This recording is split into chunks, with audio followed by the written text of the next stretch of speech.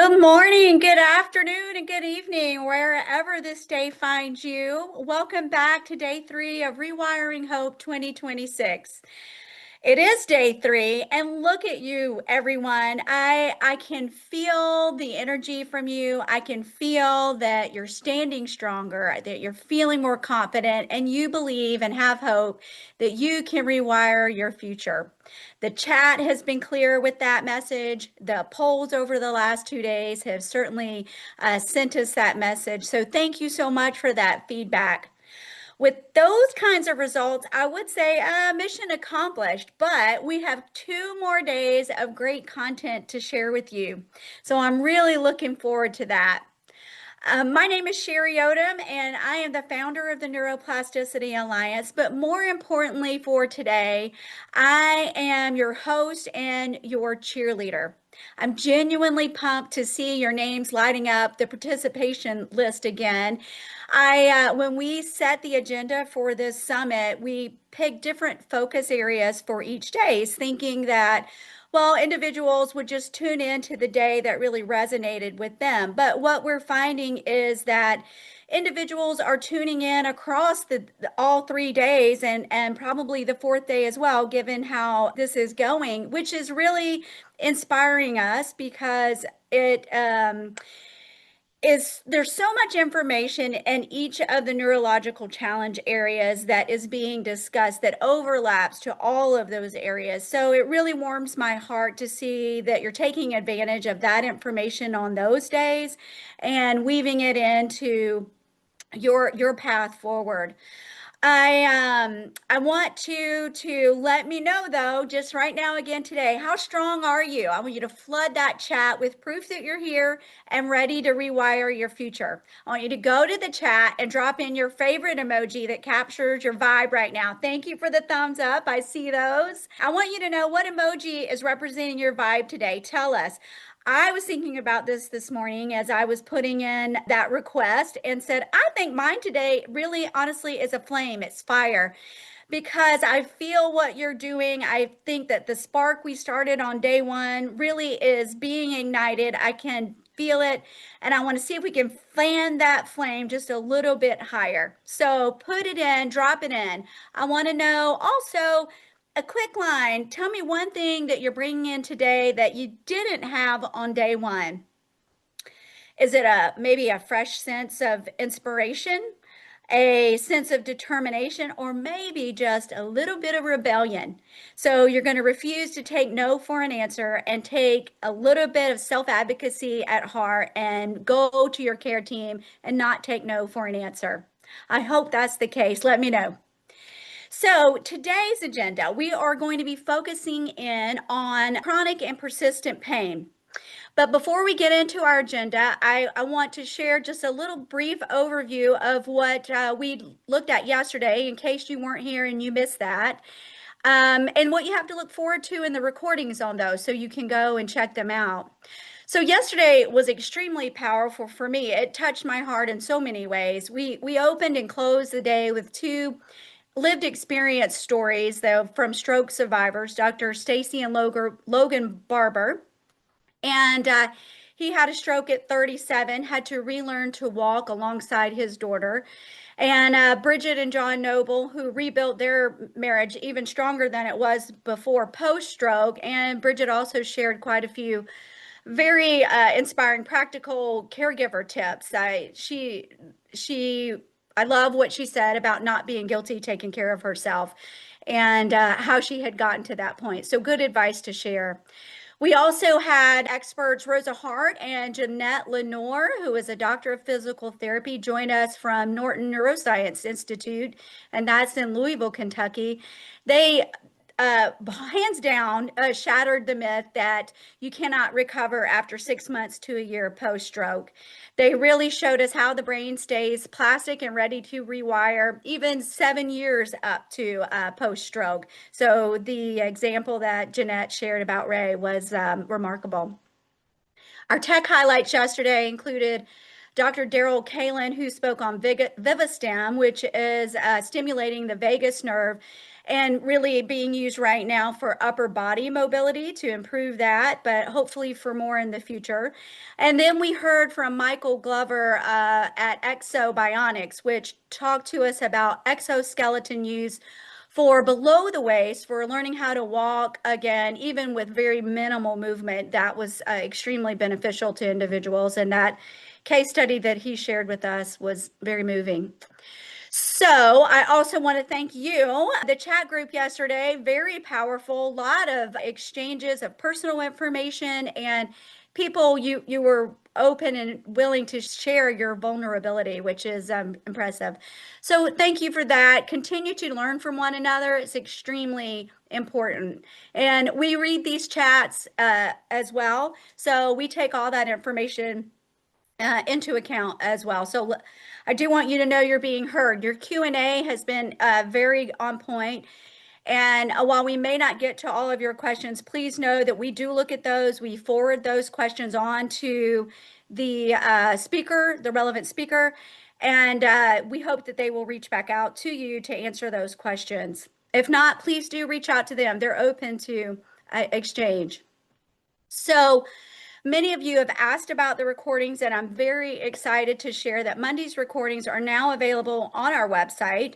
You should have received an email if you registered with a direct link. If not, simply visit our website, npallies.org. That's NPALLIES.org. You can go to the Rewiring Hope Summit 2026 page there and get access to the recordings. You can watch each one individually or watch the whole day in its entirety.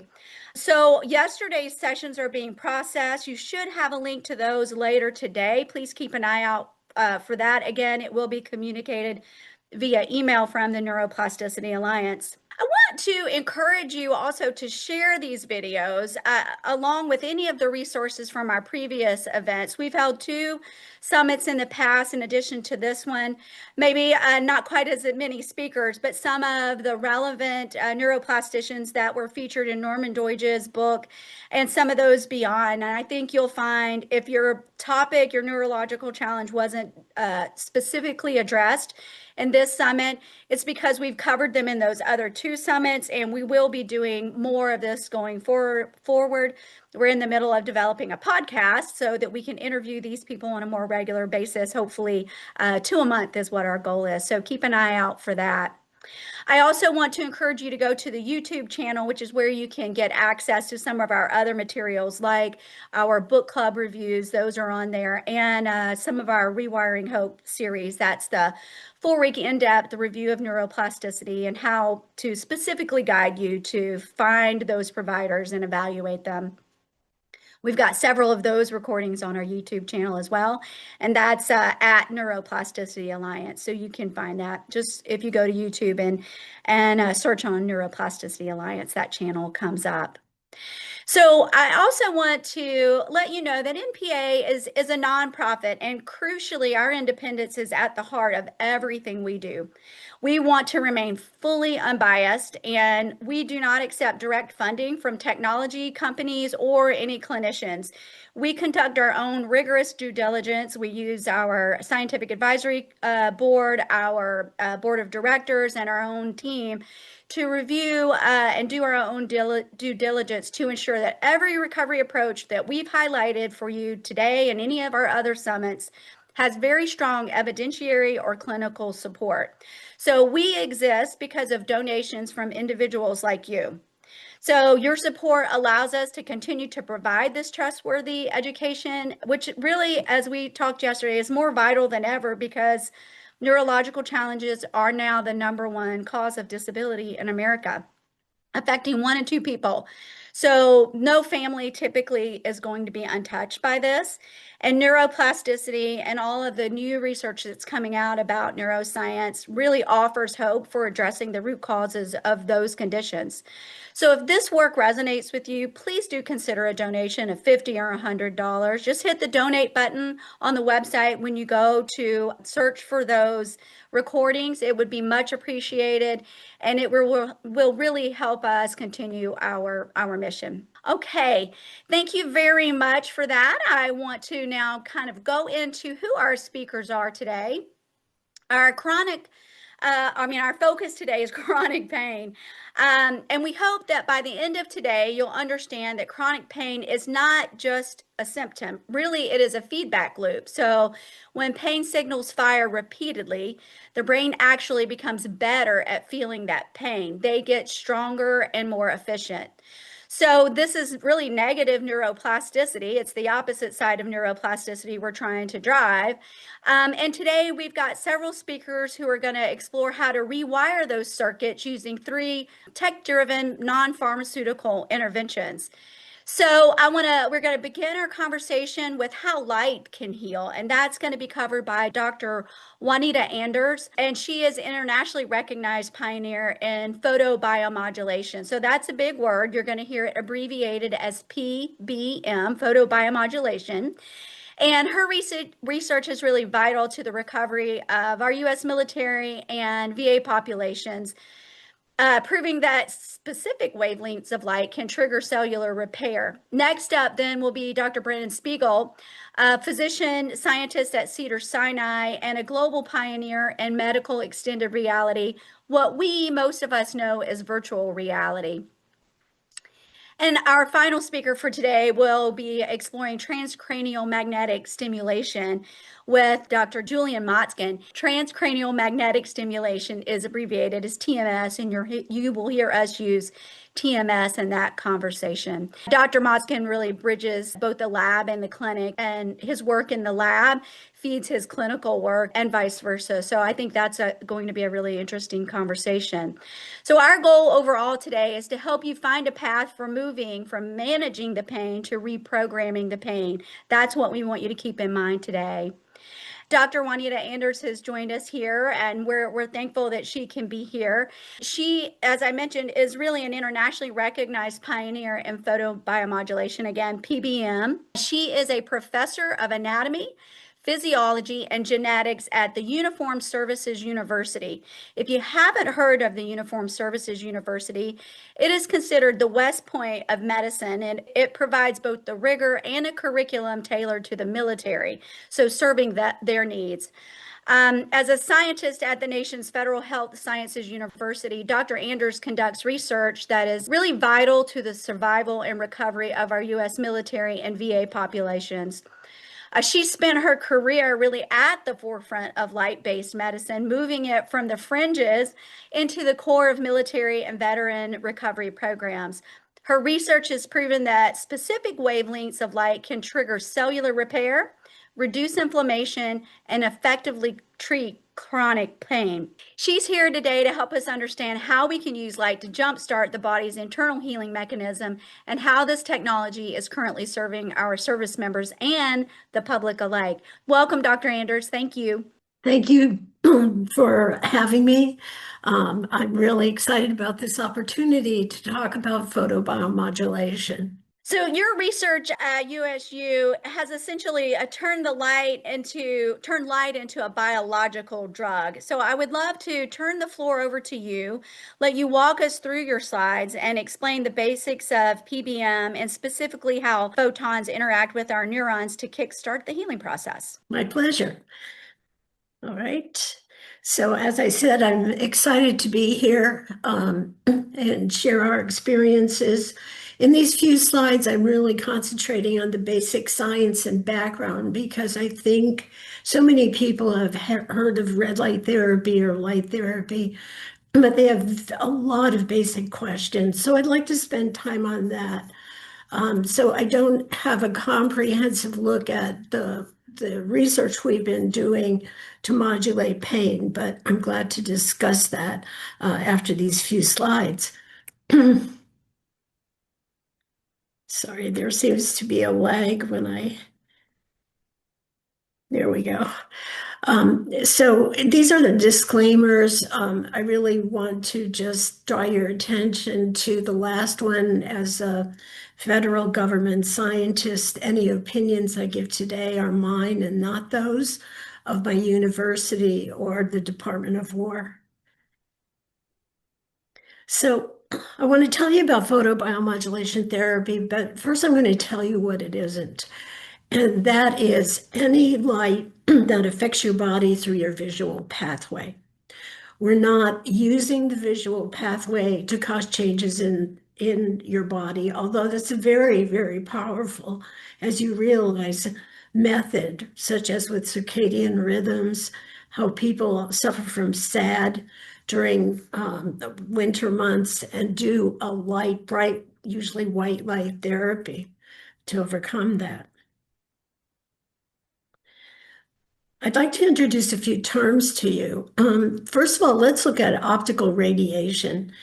And optical radiation is part of the electromagnetic spectrum, and it consists mostly of UV, visible, that's the light we can see, and the infrared. When we talk about photobiomodulation, we're talking about generally for deeper bodies using light in the visible red and in the infrared A, which is also called near infrared. And so the common wavelengths are from the 600s to about 1,400 nanometers. So if we look at the definition of photobiomodulation, that is using light, and that light is non-ionizing optical radiation, which means it doesn't have enough, those wavelengths of light we use do not have enough energy to remove an electron or from an atom or molecule. And they do not damage DNA as some of the UV wavelengths can. As I said, we're going to be looking at the visible and near infrared spectral ranges. And this light will be absorbed by endogenous chromophores. Now, chromophores are molecules that can absorb specific wavelengths of light and then cause a biological, photophysical, photochemical event within the body. And we're looking here at endogenous chromophores. That means the chromophores that your body actually makes versus exogenous chromophores that are used like in photodynamic therapy, say to treat cancer, where you put in a molecule that is sensitive to a wavelength. That molecule then will tend to go into, say, a tumor zone, and then you use a specific wavelength of light to destroy the tumor cells. Now, if you've looked at all into photobiomodulation therapy, and it is a problem in the field with a lot of sort of fly-by-night devices, and they often try to distinguish themselves. They'll say, this is LED light, or this is laser light, or something to make themselves stand out. What I want to emphasize, although there are differences between lasers and LEDs, such as lasers have one wavelength of light, LEDs usually have a range, maybe 10 to 20 nanometers range. But once that light interacts with the surface of the body or tissues within, it's scattered, it's absorbed, and it acts the same. So don't be convinced by anyone that their specific device is better. It's the light that's doing the treatment, not the device. So if you want to get light into the body and treat, say, spinal cord, nerves, brain, you want to pick a wavelength of light that isn't fully absorbed by major substances in the body, such as blood in the red line here, melanin, which is degree of pigmentation in your skin, and water. And there is a nice range in, especially, I'll show you in a minute, around the 800s that is very effective in getting to depth of the body. So we published this back in 2005. It's amazing how quickly time flies, but my laboratory was the first to actually measure light entrance into anesthetized, in this case, rodents. And we do this as a standard in my lab. Usually before that, light was mathematically modeled. It's effective. It's still used today. Or they had what are called phantoms, where they would make comparable sort of tissue-like material and look at light. Um, but in this case, we had the living animal anesthetized. We put bright white light of like 500 to 1,200 nanometers on the animal, and then using a fiber optic inserted through a hypodermic needle, we were able to measure what wavelengths of light got into the body from the skin just below the dermis down into spinal cord itself, because we were preparing to use light on spinal cord injury. What we found at that time, and it's kind of defined what a lot of devices use, is that the wavelengths that go the deepest range from about 760 to 820 nanometers, with the peak at 810. And the beauty about 810 is that it is at what's called the isobestic point of blood. That's oxygenated and deoxygenated blood. And it has high transmission through blood. It also has 98% transmission, as we've measured, through water. So it's great. Water and blood in your body are not going to absorb it. And it's also highly absorbed, if you see in this transmittance graph, by the brain and spinal cord and muscle.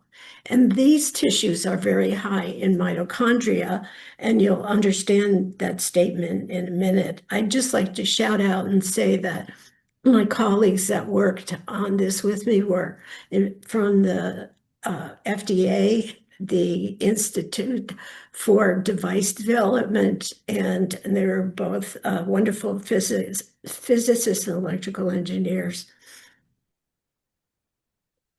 So there are two things I want you to understand about light for treatment. There are two important factors. One is wavelength. As I just said, you want to choose a wavelength if you want to get to depth that is minimally absorbed by water, blood, such as 810. Another important thing about wavelength is the wavelength determines the depth of penetration of light. It's exclusively the wavelength. Now, if you look at this panel of pictures, you see a hand and light being transmitted through the hand, and then the other panels are infrared cameras. And the number of photons that you deliver along the path that's defined by the wavelength, that's the depth, is determined by the output power. And so we'll talk about things like irradiance, which is milliwatts of light or watts per centimeter squared, and fluence, which we really talk about as the dose. And that's joules per centimeter squared. So that's essentially equal to power density times time. That's how long your treatment would last. I'm sorry, a message had come up and I was reading that. So optimal laser parameters vary with the location of the target tissue. Now, this sounds like common sense, okay? An important advance that was made in this treatment area was realizing that you needed to optimize the amount of light you deliver at the structure you want to affect. And that sounds like common sense, as I said, but for a long time in this field, because this field started with treating wounds, burns, surface, or studies in tissue culture dish, that when in the late 80s, 90s, wanted to start to treat, say, pain, they were one study targeting the stellate ganglion. They used the parameters that were successful in the tissue culture dish or on the surface. And so there was a whole slew of negative reports that were published in that time frame. because people didn't realize the amount of absorption and scatter and some of these principles that I'm talking to you about now. One thing I want you to keep in mind if you're considering a red light therapy device is it doesn't have great depth of penetration. And also, you lose about 30% of that power just by that light going through the skin. So if you get a very low level device, it's going to be even lower as it passes into kind of a shallow depth. So you're not going to want to use that for affecting deeper nerves, brain, spinal cord. So the first law of photobiomodulation, photobiology, which is very key to this field, is that for light to have an effect on your body, the photons must be absorbed by a molecular chromophore. And I already mentioned to you that in PBM, we utilize the endogenous chromophores to absorb light of specific wavelengths. Now, in the first panel on the left, you see a neuron, and then inside of there are mitochondria. And the middle panel is the inner membrane of the mitochondria, showing the electron transport chain. And the primary chromophore that people are exciting, there's a lot of evidence for this. It's not 1000% solid, but people are looking at some other mechanisms for especially different wavelengths of light. But the main one is cytochrome C oxidase, and it's the primary photoacceptor in the wavelengths that I'm talking about. So the cytochrome in the mitochondria roughly will absorb between 600 to 1,000 nanometers. And it's actually absorbed by copper centers within that molecule. And the little graph on the side, just so you realize there are sort of two peak zones, depending if the coppers are oxidized or reduced form. And these peaks occur in this red light, 620 to 680 wavelengths, and in the 760 to 850 nanometer wavelengths. Now, what happens when the light is absorbed? When it's absorbed by those chromophores, it upregulates the activity of the mitochondria. It's a lot of times in injury and disease, there's a downregulation in the functioning of the mitochondria. And this upregulation increases ATP and it increases reactive oxygen species. Not too much. If you put in too much light, you'll get too much, and that can be destructive. A lot of people also talk about the generation of NO. There's a lot of controversy about the effectiveness of that. NO is very short-lived. It has a very short half-life, and it reacts in the local environment, so it doesn't have a broad effect. So the main pathways are changing things like the ATP affecting cyclic AMP and the AP1 pathways to the nucleus, whereas the reactive oxygen species, or ROS, will stimulate the NF-kappa B pathways. And what does that do? That affects gene transcription. So you ultimately get changes in RNA and protein expression, and these can initiate cellular signaling, which could lead to improved clinical outcomes. Now, early on, this field was called biostimulation because everyone talked about that this was a stimulatory effect. We now know that when you put light on, you could get an upregulation of some genes, a downregulation of some genes, and no change in other genes, say like structural genes. But let's say that your nerves are in a very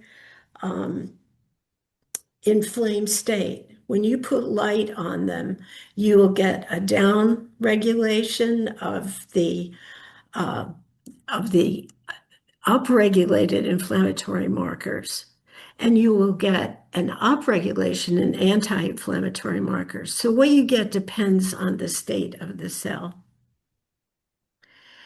Here's an example of some of a result of some of the work we did. I told you we used light on acute spinal cord injury in rodent models.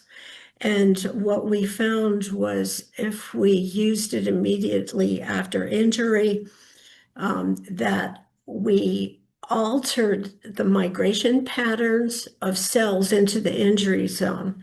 So we got a decrease in like the chemical that attracts macrophages. And then turn, the macrophage population fell. So they didn't make factors that would attract fibroblasts or other glial cells and lead to the scar. So by breaking that pattern, we blocked the secondary cascade of injury that you can get in spinal cord and brain. And this led to a decrease in scar formation and an increase in regeneration across the injury zone in this animal model. When we looked at the gene changes, we looked at like 1,000 genes, and we found that with the light and injury that we were able to alter 200 genes significantly. And some of these were upregulated, as I told you, and some were downregulated, and some weren't changed. But we did see a lot of changes in decreasing inflammation, decreasing glutamate receptors. And I'll just walk you through this little study. We were looking at normal human neuronal progenitor cells in culture. And what we always did in our lab was kind of do this little plated out irradiance, that's milliwatts per centimeter squared. And then we did different times, and that gave us a different dose here in joules. And what we found when we did this, we measured neurite extensions, and we found there wasn't just one combination of irradiance and time to give us an effective dose, but there were groups or clusters that you could choose from. And we went on to do this experiment. Now, normally when you grow normal human neural progenitor cells, you have to put them in what's called a factor media. So you put in a lot of different growth factors to get them to differentiate. So we did a study where we had the cells just in the media without any additional factors. We had the factor media, and we had controls with nothing, and then light treated. And what we found was that the light treated and the factor treated gave a comparable result in neurite extension, and both were better than control, of course. So when we looked at the genetics for this, we found that what the light did was stimulate these neural progenitor cells to produce their own factors that they needed to begin differentiation. So we had upregulation, fibroblastic growth factor, and especially nice increases in nerve growth factor. So this is my last slide. I see some of you thought this was too technical. I'm sorry about that. I guess that the main points were you really have to think about wavelength and the amount of light that a device gives and what you want to treat. If you want to treat surface wounds, pretty much red light will be effective at lower doses. Now, I've done a lot of work on pain pathways, and I put those here. There are two major ascending pathways. One is called the dorsal column pathway, and the major neurons that run in that pathway are heavily myelinated neurons. They're called A's and B's. And they transmit conscious proprioception, so you're aware where your body is in space, 2-point tactile discrimination. While the other pathway It's called the anterolateral spinothalamic pathway, and that conveys your information about pain and temperature. And what we found in our research, and I'm glad to discuss any details during the question and answer, was if we used lower irradiances, we could modulate pain. And oftentimes we measured the dorsal column pathway using Von Frey. And we were able to decrease pain responses. And the major mechanism really was a decrease in inflammation. And the interesting thing about pain, as I'm sure all of you are aware, when you get inflammation and you have injury or even dieback by the skin, you will get an inflammatory response along the entire ascending pathway up to the brain. So if you can manage to decrease the core inflammation, that will start to downregulate the inflammation along the ascending pathways. Now, the other thing we found is if we used very high irradiances, and I'm using watts per centimeter squared delivered at the nerve, we can block pain transmission. We just stop the pain transmission. And this treatment affects specifically the lightly myelinated and unmyelinated pain fibers. It has no effect on the large myelinated somatosensory fibers or on the motor fibers. So we've done another test, and my colleagues at Case Western have done tests looking at motor function. And so it's a very nice way to take out pain fibers, and this is transient, it's not permanent, which is great because you want to break that cycle of pain transmission, decrease inflammation, to get a result or a change along this ascending pathway. And often we recommend doing the block if it's severe pain, followed by the lower parameter of lower radiances to cause other changes like decrease in inflammation. So that's my last slide, and I'm glad to go on and enter the discussion phase, Sherry.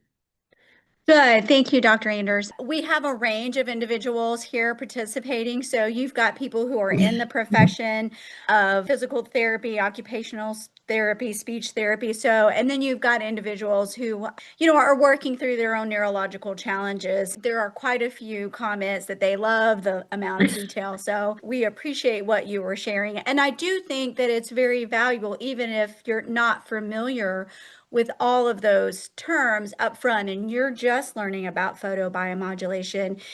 It's important to have that, and you can go back and view the recording for this, because when you start to go out and evaluate providers who are doing this, those are the kinds of questions you're going to want to know, and that arms you with the information that you can have in your back pocket to make sure you're getting the right kind of service for what you need. I will say, if you take this to a general practitioner or a neurologist, they're not going to know in most cases, this information. And so again, this is the kind of information you'll want to share with your care team if this is something you want to consider. So I do think that information is extremely valuable. So thank you for walking us through that. Now let's take it and break it down into some actionable items for our audience. Let's start here. I think this is probably what's on everybody's mind, right? You've got all of these devices that you can buy off of Amazon. You can buy from all of these other producers. You've got influencers out there using them, recommending even for your face, for anti-aging, for pain, for athletic performance. So can you just walk us through, for pain, if you want to buy a device for home, is it worth it? What you should be looking for? And how does that compare to what you can get from a provider with the higher performing devices? Yeah, I think for things like chronic pain, back pain, you really need to go to the high higher powered devices, and you're not going to get those as a home unit. The FDA has strict limitations on the wavelengths and the amount of power you can have at home in your device, and they're safety driven, so you don't damage your eyes or burn yourself.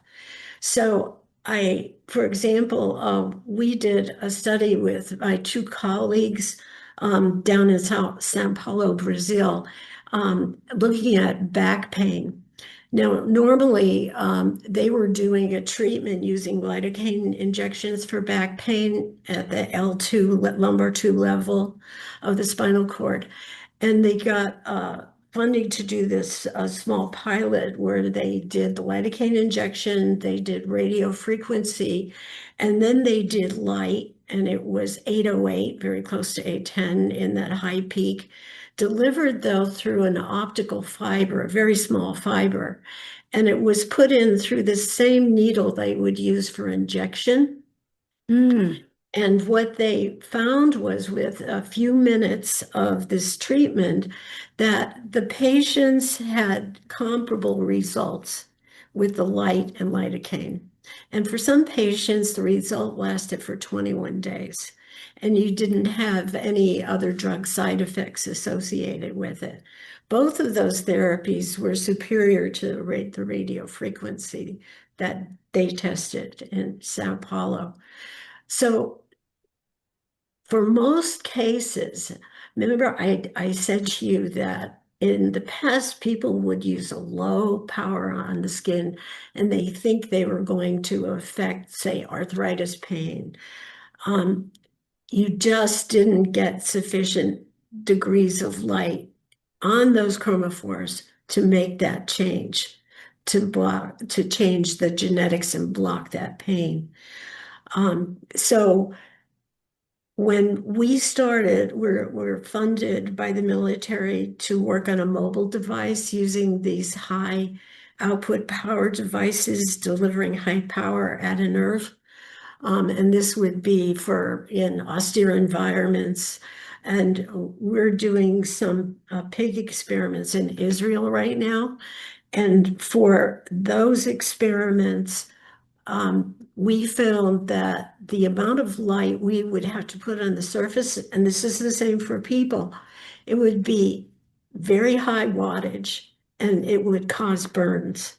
So most of deep, like spinal cord back pain, targeting dorsal root ganglion, you would want to do through a fiber inserted through a needle, and you would need a high power device.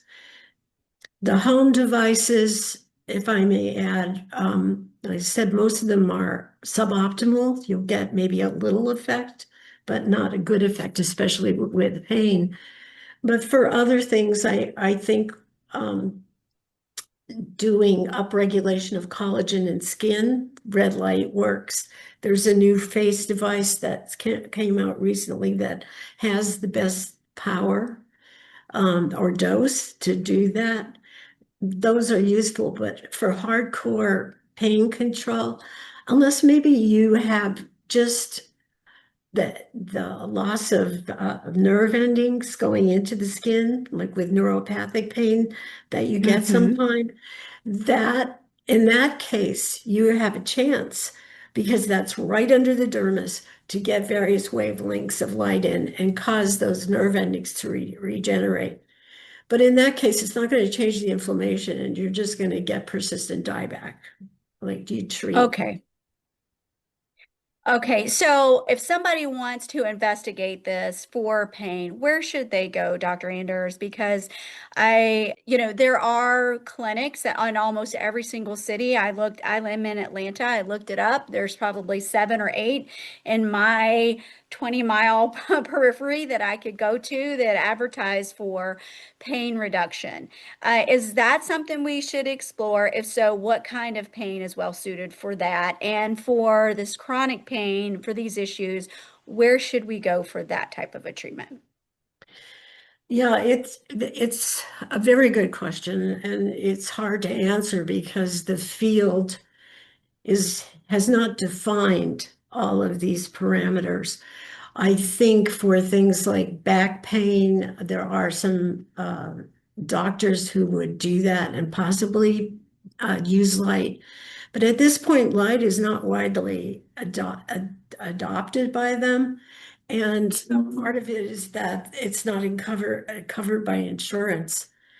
And that's why these topical treatments where you go in and get lower power repeated treatments where they'll give you a deal like six, you pay for four and you get six on some things. Um, some, I think in the US, maybe chiropractors and physical therapists use it the most, but again, it's not widely accepted. So when it comes to light, I think it has great potential. I think it still has to develop and be embraced and accepted in the community to get that kind of guidance. And it's just not there now, I'm sorry to say. Okay, so for somebody here listening then who wants to try it out, are you saying that a chiropractor or a physical therapist would not have access to the high intensity wavelengths that would enable it to be used for chronic back pain? No, some of them absolutely do. And Okay. I'll tell you, there was a company that I did. I'm not just suggesting that the company sold their devices, but they were the first company to develop high power devices, and it was used in the vet clinic. And it's huge. Light therapy has been totally adopted for arthritis pain, all kinds of pain in animals, and widely used. Well, the company was called Light Cure, and they had started in the vet world, and then they expanded into the clinical human side. And they sold that company, but in the time that they were doing that, they had over 4,000 devices in the field and probably still do. And they collected patient data, and it was the best data set. And their devices went up to 25 watts, but they were based, I think, like I'm in Maryland, and there's a clinic in Northern Virginia that uses the high and low power devices. So there are some out there specifically for pain. And when people have contacted me in the past to, they'd say, I'm in Atlanta or whatever, is there someone one who is using this that I could try? I would go to the company, and I still have a contact with the company they send it to, and say who in the area is using this high powered device, because I did a lot of prototype testing and I did trust that device because it's really hard. A lot of devices don't produce the wavelengths or the output powers they say they have. Okay, can you just review then the wavelengths that they need for the chronic treatment? What should they be looking for?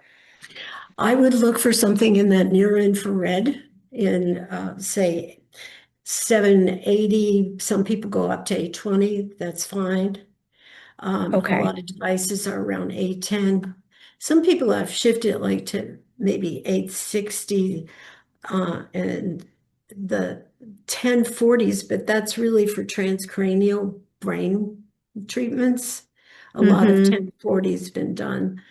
Um, so those are the wavelengths I would look for. I would look for a practitioner who has a high-powered laser who can deliver at least 10 watts to deeper structures.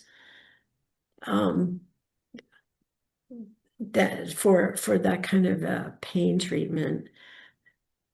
Now, if you're looking at, and I know they sell it, a bunch of devices, they say for your well-being. I'm sure you or people who are on this call may have seen like light panels. And there's Mm-hmm. also these beds that look like tanning beds, but it's Mm-hmm. photobiomodulation beds. And they make a lot of claims, but they really haven't done the research to see if that's truly efficacious. Because they'll say, it'll drop your whole body inflammation, decrease pain. And so right now I'm involved in a study at the Air Force Research Laboratory. And we just completed, I think it was 44 patients, looking at two different beds, one with a lower irradiance and one with a higher radiance, a lower and a bit higher dose. None of it's real high. But, where I've done so much work on light delivered, we really don't know. What if you put light all over your body for 20 minutes? Will that have an effect? And we're just starting the analysis of blood serum, saliva, a bunch of questionnaires to see if these beds are actually doing anything because they have not investigated. And part of that study, we also looked at some devices that people will wear. A lot of that is for musculoskeletal recovery. So wearable devices. And we also looked at a very popular two panels. And they advertise on those panels that you could wear clothes, you could wear your gym clothes, and you could exercise, and you just stand in front of that panel. But when we actually measured what the panel was producing, they do say recommended distances, which are correct. So if you're moving around and you're out of, say, further out than 10 centimeters, you don't get the dose and you don't get the benefit. And if you have clothes on, you don't, it really decreases the benefit. And the other thing we found in panels was it only works right in the center and if you're up close. So I love this field. I've worked for a long time to try and define it and have it accepted. But there are, unfortunately, it seems to be device driven without the science in most cases. And I think that's a good point for the people who are here today. If you're thinking about a device for pain or anything else, you really want to find out, I guess, three things: the wavelength, and is it really, you can't always trust that wavelength, the output power that you would use. And, did that company actually ever do an experiment with their device on a patient? Did they ever really look to see if it was effective? And most of them haven't. They'll say, oh, this device is good for changing inflammation, for increasing proliferation, for increasing circulation, but they just took what's in the literature. They never really tested their device to see if it was efficacious. There is a Okay. little, I just want to say Sorry. that there's a study done by a Dr. Mark Cronshaw. I met him 2 years ago in London, and he was working on he's a dentist, but he was working on his Ph.D. And he bought, I think it was 4 devices off of Amazon, and he's very good at measuring light. And he tested those devices on what they were actually outputting. And none of them were what they said it was, unfortunately.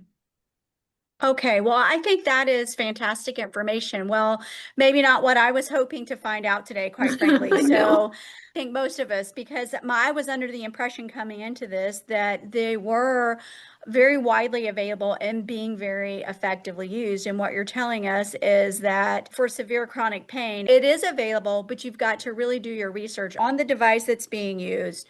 And do they have the research to do it? And have they tested that individual panel, not just general research on wavelength? So it's panel specific, it's wavelength and output specific. Yes. Okay. All right. Well, thank you so much. I want to encourage everyone, please, you'll get a poll here in just a second to rate our conversation today. I think we've got time for one more question. I've gotten several here pieces of information about concussion and skull fractures with light therapy. How would you summarize, Dr. Anders, the ability to treat that? So headaches and pain with skull fractures in that area. It's well known, and there are a lot of devices. Again, they run that gamut from some that aren't tested, but there are some very good devices uh, for that you could use for all kinds of treatment of the brain. I'd like to tell you there's a Dr. Paulo Casano at Harvard. And he runs most Fridays, he'll call it a sort of a brain clinic where they talk all about different devices and uses of PBM. I know firsthand that on the military base, we were they were using one of the devices that I had worked on with Lightyear at the time on our wounded warriors. They didn't want to put light directly on the head, but they were treating the back of the neck, the temple area, and they got a wonderful relief from headache, chronic headache. So there is a lot of work done, and I think it's quite effective on headache. That's been proven that it increases circulation in the brain. Um, and also there was one study out of Harvard where they put light on the brain and it decreased pain on in the pathway. So it wasn't repeated, but that's an interesting study with this whole system connected, that might be a feasibility in the future. Yeah, so it sounds like it's a promising future. There is benefit from photobiomodulation, but you've just got to be very careful in who you go to and what for and validate the claims that they're making. Is that Yes. fair? Okay. That's absolutely fair, yes. And I Okay. wish I could just say, go see this doctor and you'll have a wonderful treatment and device, but the field's not quite there yet. Yeah, it's just not quite there yet.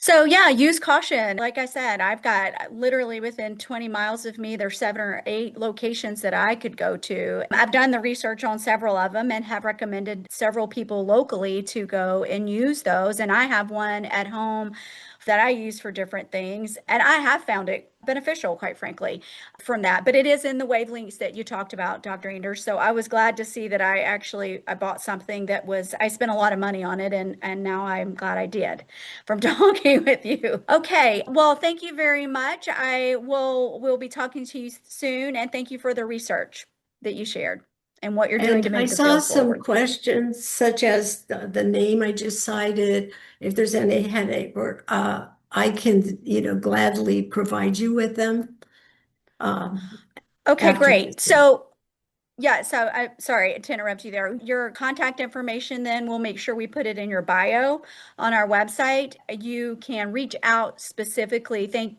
to Dr. Anders. Thank you for offering that, Dr. Anders. And she can Sure. answer your questions directly. I appreciate you taking that responsibility on. Thank you. You're welcome. Okay, and you will get a list of these questions that are on here. There are quite a lot of questions, and so you will get those questions, Dr. Anders. So when people reach out to you, you'll have that. Okay, thank you so Okay, much. We'll excellent. we'll we'll be connecting soon. Thank you for this opportunity. Bye. Welcome. Bye-bye.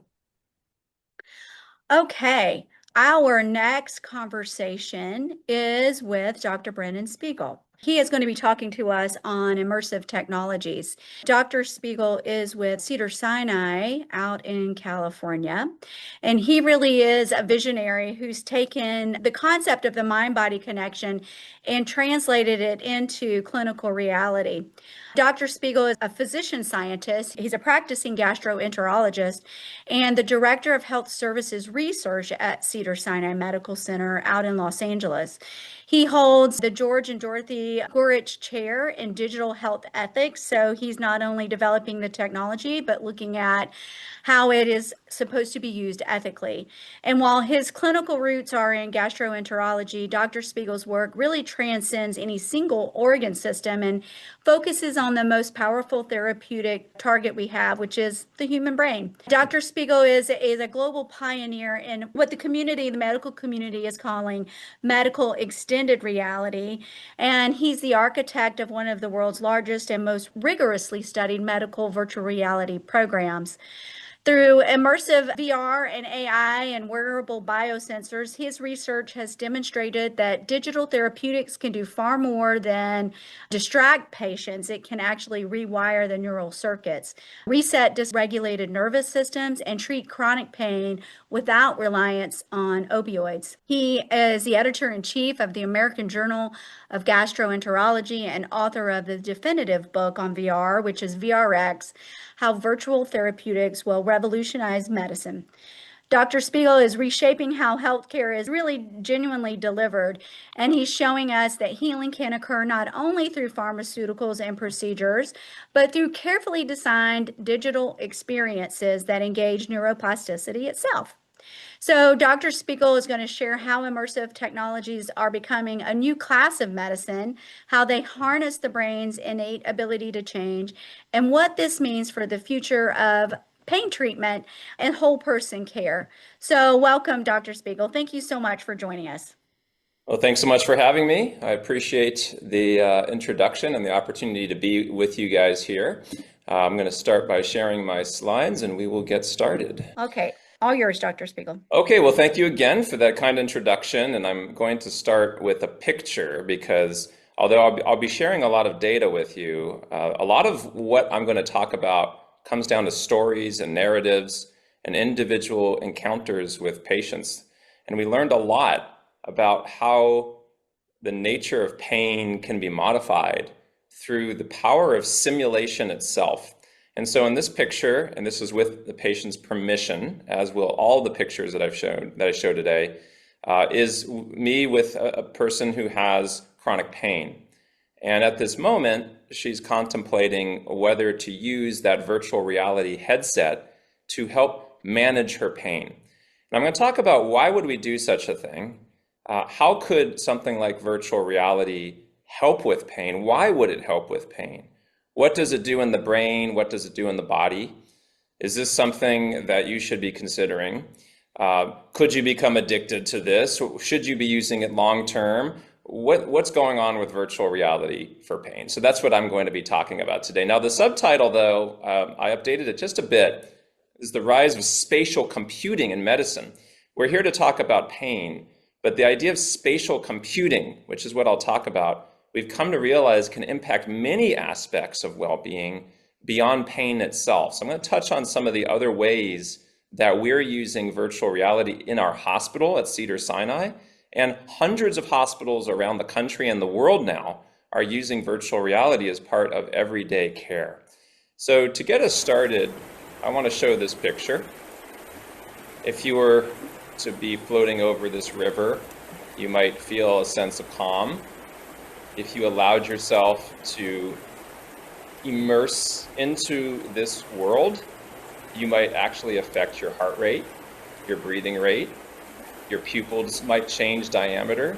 You might have a very real physiological effect or just simply being in a calming environment like this. Now, as you probably can imagine, I used artificial intelligence to create this video. It's not real. Even if it were a real video of a real place, it would still be virtual on your screen. There would still be pixels moving on a two-dimensional screen, convincing your brain that you're experiencing some semblance of a natural world. And as we'll see today, there's something very powerful about our ability to simulate the world. In the end, there's no substitute for real reality. We're going to call that RR today. But virtual reality has its role when needed, in the right place, in the right time.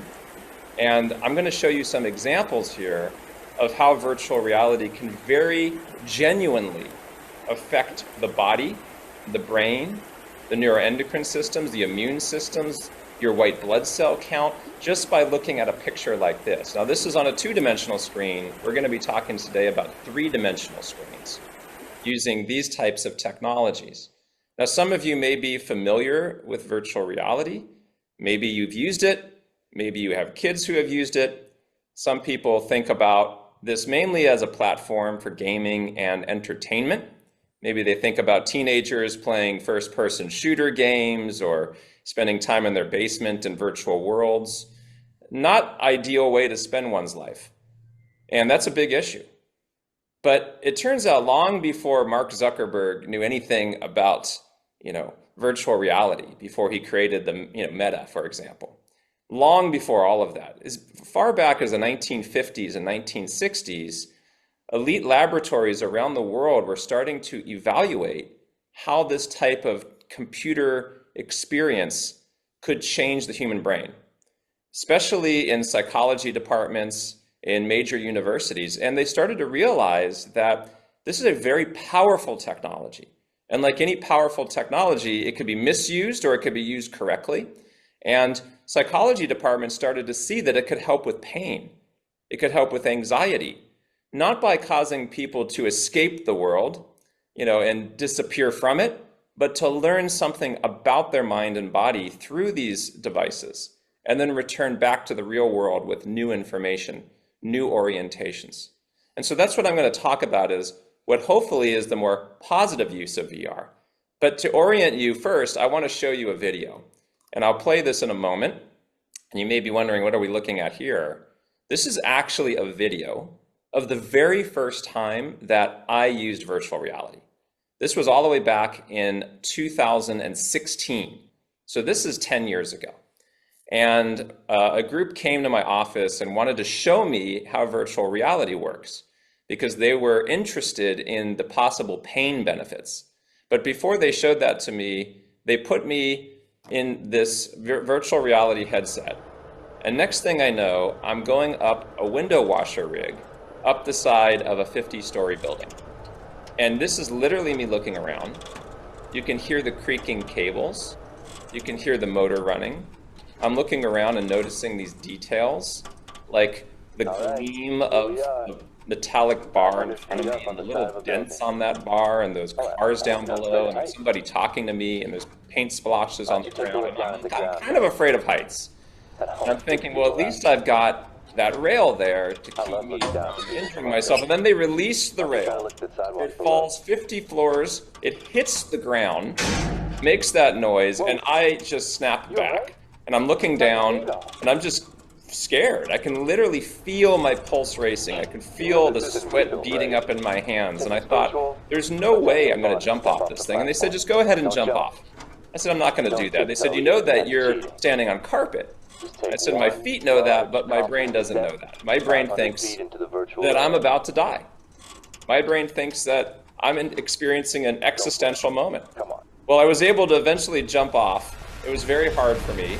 And this is me falling 50 stories, and then there's a total whiteout, and I'm gone. And that's the first time that I used virtual reality. And I thought, wow, if we can use it for evil, then maybe we can use it for good too. Maybe there's a way we can leverage this capacity to experience this immersive world so vividly, but do it in a way that can help people, not scare them to death. And so here is another picture now that was taken a couple years later, when we started to examine how could we use this technology for people in the hospital, not to practice jumping off buildings, but to go to fantastical worlds at moments when they are vulnerable and when they are in pain. What does that do to their experience of the pain, of their experience of the hospital?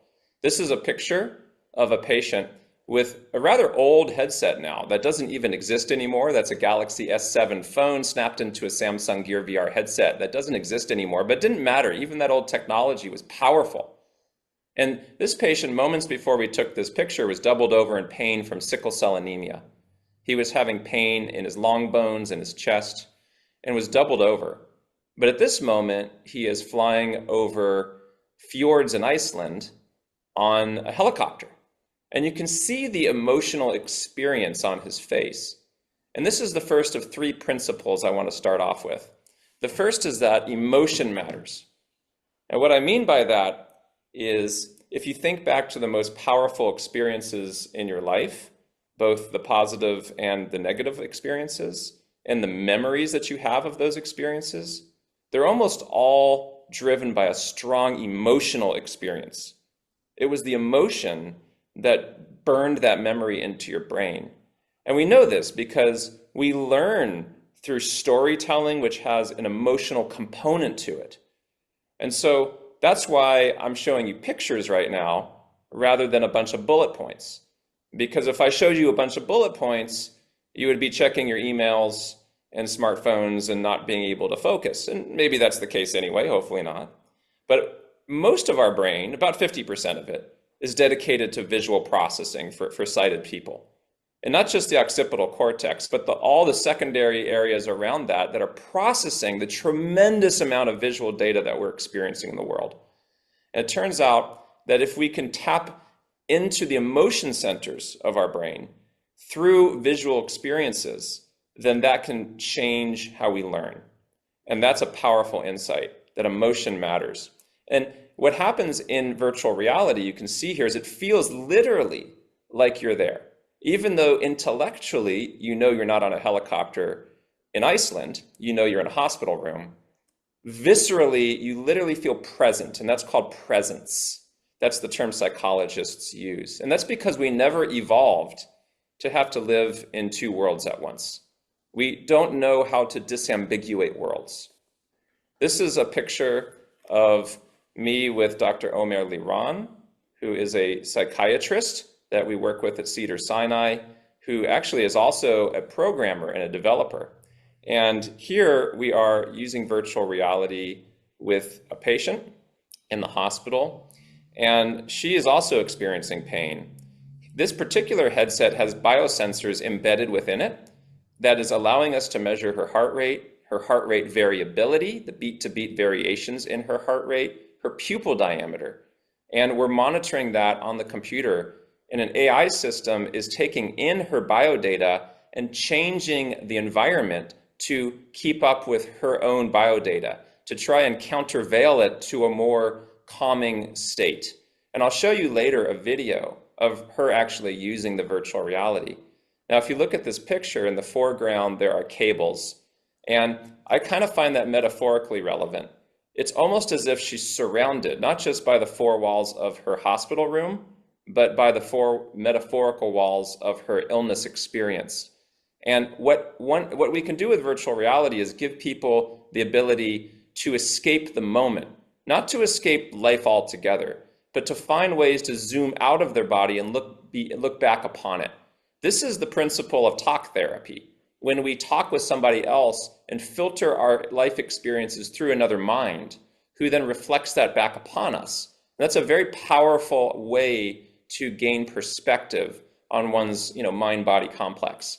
And it turns out virtual reality can do that too, a form of escape. So the first concept is that emotion matters. The second is that escape matters. This is an example of one of the visualizations that we use. This is widely available commercially. I have no relationship to the company. It's called Trip VR, T-R-I-P-P VR. If you have a headset or you want to buy one, you can go on Amazon and you can get a Meta Quest, for example, and download this software. We use this with many of our patients. It's called a cyberdelic.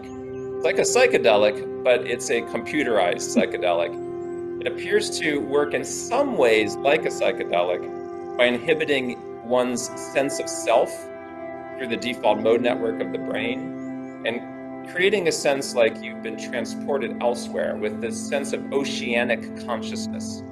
Like your consciousness itself becomes distributed beyond your immediate sense of self.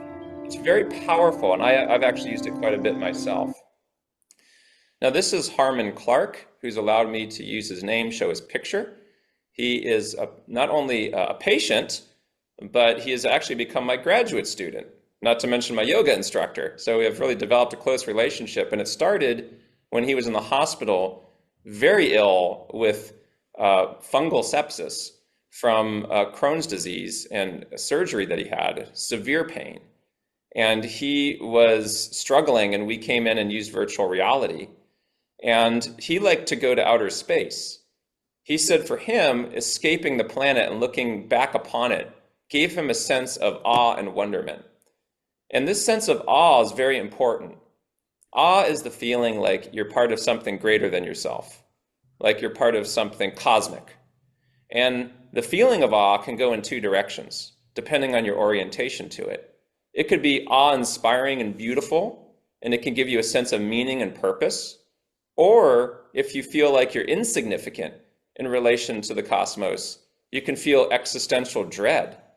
This is why chills happen, both when you're scared and when you're awe-inspired and listening to beautiful music, let's say. Both of those experiences give us literal chills down some people's backs.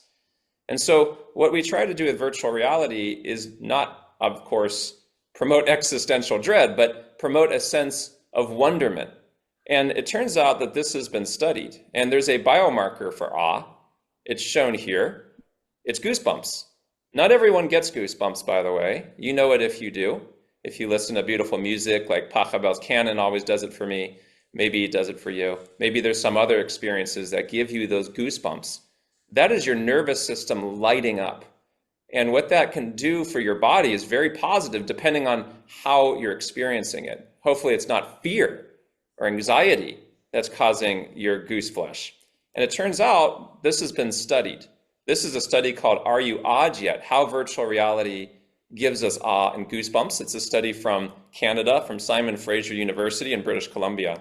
And what they did there is they took research participants and they put them in virtual reality, and then they flew them over their city, which here is Vancouver, then over the Canadian Rockies, and then they blasted them straight up into outer space. And they looked back upon the planet, as I showed you in the last picture. And the whole time they had this experimental setup. They had something they called the Goose Cam, which is a camera that was entrained on the forearm, where they could actually monitor goose flesh.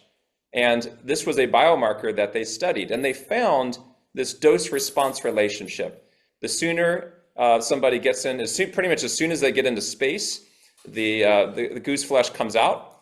It didn't happen in everybody, about 50–60% of people.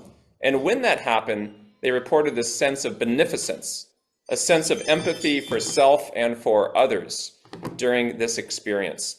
And so this is a little bit of the research in this space in terms of physiological effects of virtual reality. So these are the three experiences I wanted to start off with, and I'll start talking in a bit about the research we've been doing with pain. But this is the psychological concept of emotion as a driver of learning, of a driver of memories, of escape, not escaping from life, not trying to just get into some other world and stay there, but to learn something about your own life by temporarily escaping your own sort of biopsychosocial illness experience, and the sense of awe and wonderment that can solidify the positive feelings one could experience if they're leveraged correctly. And so I want to show you now an example. This is two computers, and I'm going to animate this in a second, and I'll explain what those are in a moment. But in this room is a patient of mine who has chronic pain, abdominal pain. She has irritable bowel syndrome, or IBS. And she's had very severe pain for quite a long time, has received many different therapies that have not been very effective. She's received antibiotics to try and change the microbiome in her gut. She's received tricyclic antidepressants. She received ketamine. She got a bunch of different medicines. And on top of all of that, she tragically lost her son in a car accident 6 months before this video was taken, which, as you can imagine, only worsened her biopsychosocial illness experiences. And so what you're looking at here are two computers. And when she came in, she was in a lot of stress and anxiety. And on the left, you're going to see the biosensor data coming off of a VR headset. And on the right is a two-dimensional view of what she's seeing. It really doesn't do justice. She feels literally like she's on a beach, and she's floating over water, and there's a mandala expanding and contracting in front of her. And so as she breathes in and breathes out, she can see her breath coming in and out of her mouth. And again, it's hard to tell here, but when she came in, she was in a lot of stress and anxiety, and this is called the cognitive load. This is a composite measure that is looking at her heart rate variability, and eye tracking, and pupil diameter. And as soon as we started the virtual reality, there was a collapse essentially in her sympathetic nervous system, to the point where we almost thought she was hypnotized because she was just seemingly gone. And we asked her, "Are you okay?" And she said she was fine. And then right about here, roughly 6 minutes in, she started to cry. She said that she was in heaven with her son, which was a very, striking thing to say. And we asked if she wanted to come out, and she said no, she wanted to stay in. Right about here, roughly 12 minutes in, she said she was in the presence of God and was having sort of a religious experience in the virtual reality. And we see this actually quite a bit. It doesn't happen with everybody, it doesn't happen every time, but when it happens, it's extremely powerful. And we see this quite routinely. It turns out there was a reporter from the New York Times, Helen Oyang, who's in the room for this video, and she wrote an article about what you're seeing here. So you can go online, find Helen Oyang's article on the New York Times. And so when this happens, I will often show this picture. This isn't just a slide that I'm showing for fun. This is an actual video that I use in my clinic. And what this actually is called is the glass brain. It was created by a friend of mine, Adam Gazzaley. He's a neuroscientist at UC San Francisco. This is actually his brain. But what he's demonstrating here is the dynamic nature of the brain, the higher order networks that fire off inside of the brain to govern the entirety of the brain. And this is one of the major advances of modern neuroscience, is recognizing these higher order networks that cut all the way across the cerebral cortex in every direction. And I show this to a patient like the one I just described to debrief. And I'll say, look at this. What just happened in your brain just now? Because we didn't give you a medicine, right? We didn't inject a needle into something. We didn't do some procedure, but you feel better right now. What happened? And then I explained that, your brain is not like a block of Play-Doh that rattles around in your skull. It's a shape-shifting organ, like any other organ in your body. Not only that, it's connected to the rest of your body. In fact, every tendon, every organ, every bone, all of that is an extracranial extension of your brain. It's the part of your brain that's not in your skull. It's all one system. It's all one system. Mind and body are not separate and distinct like Descartes would have had us think. It's one continuous, fully integrated, holistic system that's taking in the data from the world around us like a computer does and compressing it again until it forms a narrative in our mind that we call consciousness.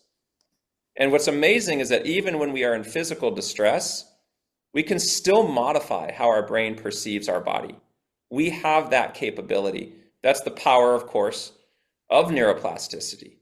It's the ability to change the actual apparatus that is sensing the world around us. And you just did that. And I explained to them that this may not have cured your IBS, let's be clear. But if we work at this every day for the next 8 to 12 weeks, then maybe we can start to change a little bit about how you're experiencing your pain. And that's what we do. We have an 8-week cognitive behavioral therapy VR-based program that we use that I'll talk more about. Now, I've shown you 2 experiences here so far. On the left, me jumping off of a building, feeling very stressed, very anxious. And on the right, Trip VR, where people can feel as if they're in these fantastical cyberdelic worlds, and this sense of oceanic consciousness results from it. We recently, about a year and a half ago, did a study where we actually randomized people between these 2 conditions. And we measured all sorts of things in their body. We measured their cortisol levels, their white blood cell count, their body temperature, their heart rate variability, and a bunch of other outcomes. And these were the results of that study. And what you're looking at here are 2 images amongst many others in this particular study. On the left, for example, heart rate in the stressful experience versus the relaxing experience. Not too surprising that heart rate goes higher in the stressful experience. On the right, we're looking at a heat map, looking at changes in cortisol levels. A little hard to interpret all at once, but we did see shifts in cortisol levels. And this isn't over the course of days or weeks, it's over the course of minutes. Over the course of 15 minutes, we can change cortisol, we can change body temperature. I was amazed to see changes in white blood cell count. That's quite amazing to me that something like your circulating white blood cells could be altered within 15 to 20 minutes from a simulated experience of the world. It makes one wonder, are we already in a simulation right now? is this a simulation that we're in? That's a hard question to answer. It's a philosophical question that many people have debated. It may sound preposterous if you haven't thought of that. And it may not matter, by the way, if we're in a simulation or not, or what do we mean by that? But certainly it's true that the world around us, as we experience it, bears no resemblance to the actual base reality. The quantum mechanical reality of the table in front of me right now that's holding this computer up looks nothing like a table. Nothing. Our brains are user interfaces that take in essentially quantum mechanical data and collapse it into an experience that's sensical to us. And so in some ways we are living in a form of a simulation, but whatever we want to call it, what we see in this study is that an actual simulation within the simulation within the simulation can very profoundly change our biology. And that's an aha moment that has been driving a lot of the work that we do. And it leads me to conclude that virtual reality is a form of genuine reality. It's genuine insofar as these virtual simulations do very genuinely affect the human body. And this can be done to cause people a great deal of anxiety and stress or anger or other negative emotions, or if used correctly in the right time, in the right place, and in the right amount, can be used to support human consciousness, to be beneficent, an ethical use of something like virtual reality. Now, we'll talk more about how we use it, and the goal is to use it for no more than 10 to 20 minutes when we use it, and then for people to stop using it when they don't need it anymore. And I'll talk more about how that works and what our outcomes have been. But what I will say is when we use it to recalibrate unhealthy perceptions of oneself, of the world around them, VR has this potential to become a radical therapy to improve quality of life. And that's been the work that we've been looking at. Now, a lot of this began quite a while ago. You can see here in this picture a rather low resolution image of snowballs getting thrown at penguins and a woolly mammoth in some kind of an icy world. This is called Snow World. And this was one of the very first demonstrations of how virtual reality can profoundly improve human health. And these studies on the right are all the way back from 2004, 2000. This is not new research at all. And even this low resolution screen was able to help people profoundly. And in this particular line of research run by Hunter Hoffman at the University of Washington, they looked at people experiencing severe pain, the kind of pain that you have when you have burn injuries. These were people who are undergoing bandage changes for burn injuries, one of the most extreme pains a human can endure. And they were randomized in various studies between virtual reality or no virtual reality. In this study on the right, this randomized trial, a famous one from 2011, the black bar is the virtual reality and the white bar is the control. And what they were able to show is not just the intensity of the pain, but also how much time were you thinking about the pain? How unpleasant is the pain? And then this curious outcome of fun, which is not an outcome you typically see in a burn trial.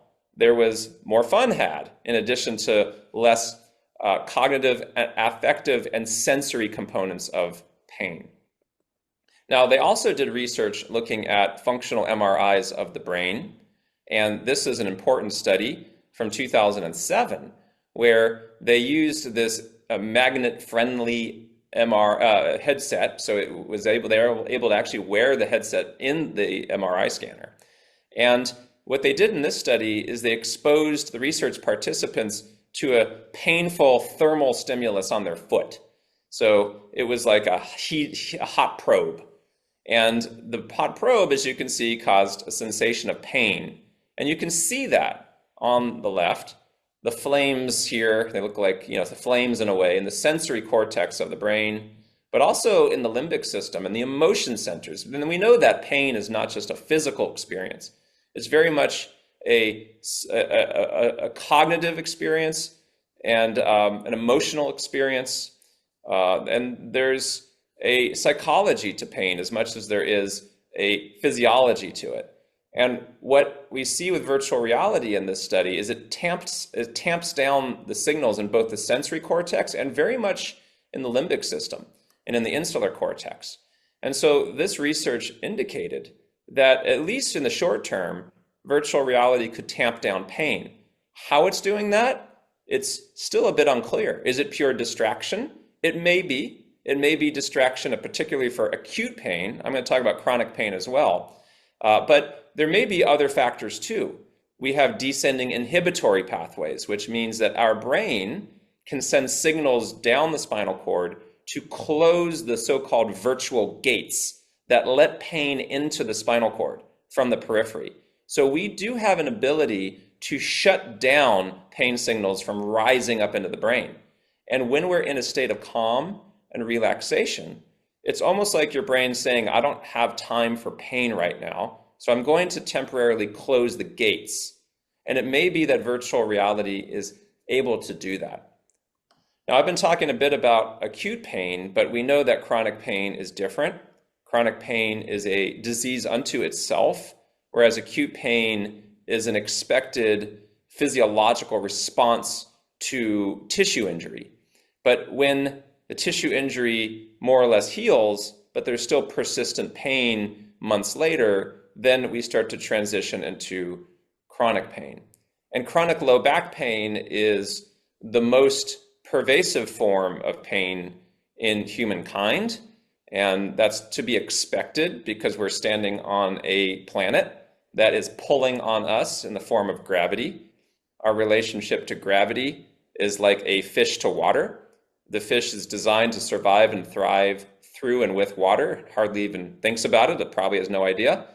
And we are designed to survive and thrive in a gravitational field. That's literally what we do every day is we stand up and we stay up as long as we can and as well as we can until eventually we can't. And then we get pulled back down. And so low back pain is a consequence of that, a consequence of the strain on the body. And so what this study was is a randomized controlled trial, not of opioids, not of NSAIDs, but of virtual reality. It's a 56-day FDA-cleared VR therapy that is a daily form of cognitive behavioral therapy. It's not exactly CBT, but it's a skills-based training in virtual reality to help people learn how to, think differently about their pain. And the goal is to take the headset off when you're done. And in fact, many people don't really want to keep using VR. In some cases, it can cause some cyber sickness, some nausea, some dizziness, particularly if you've used what I call bad VR, being on a roller coaster and moving around. We have relatively low rates of cyber sickness because we use steady horizons and we try to minimize a lot of movement. And there's some sort of science behind how to reduce what's called latency between the inner ear vestibular system and the eyes. And so the software that we use tends to minimize that. But anyway, this was a VR versus sham VR study. And when they followed patients with back pain for 56 days, they found a larger reduction in the group receiving the VR therapy compared to the sham. And in the sham, they wore a headset, but they just looked at pictures of basically animals walking around. Not particularly exciting, but it controlled for actual use of the headset. Now, there's a lot of discussion about the best way to do these studies and what's the best control and so on, but this was a very important demonstration that chronic pain could be modified, not just acute pain, using virtual reality.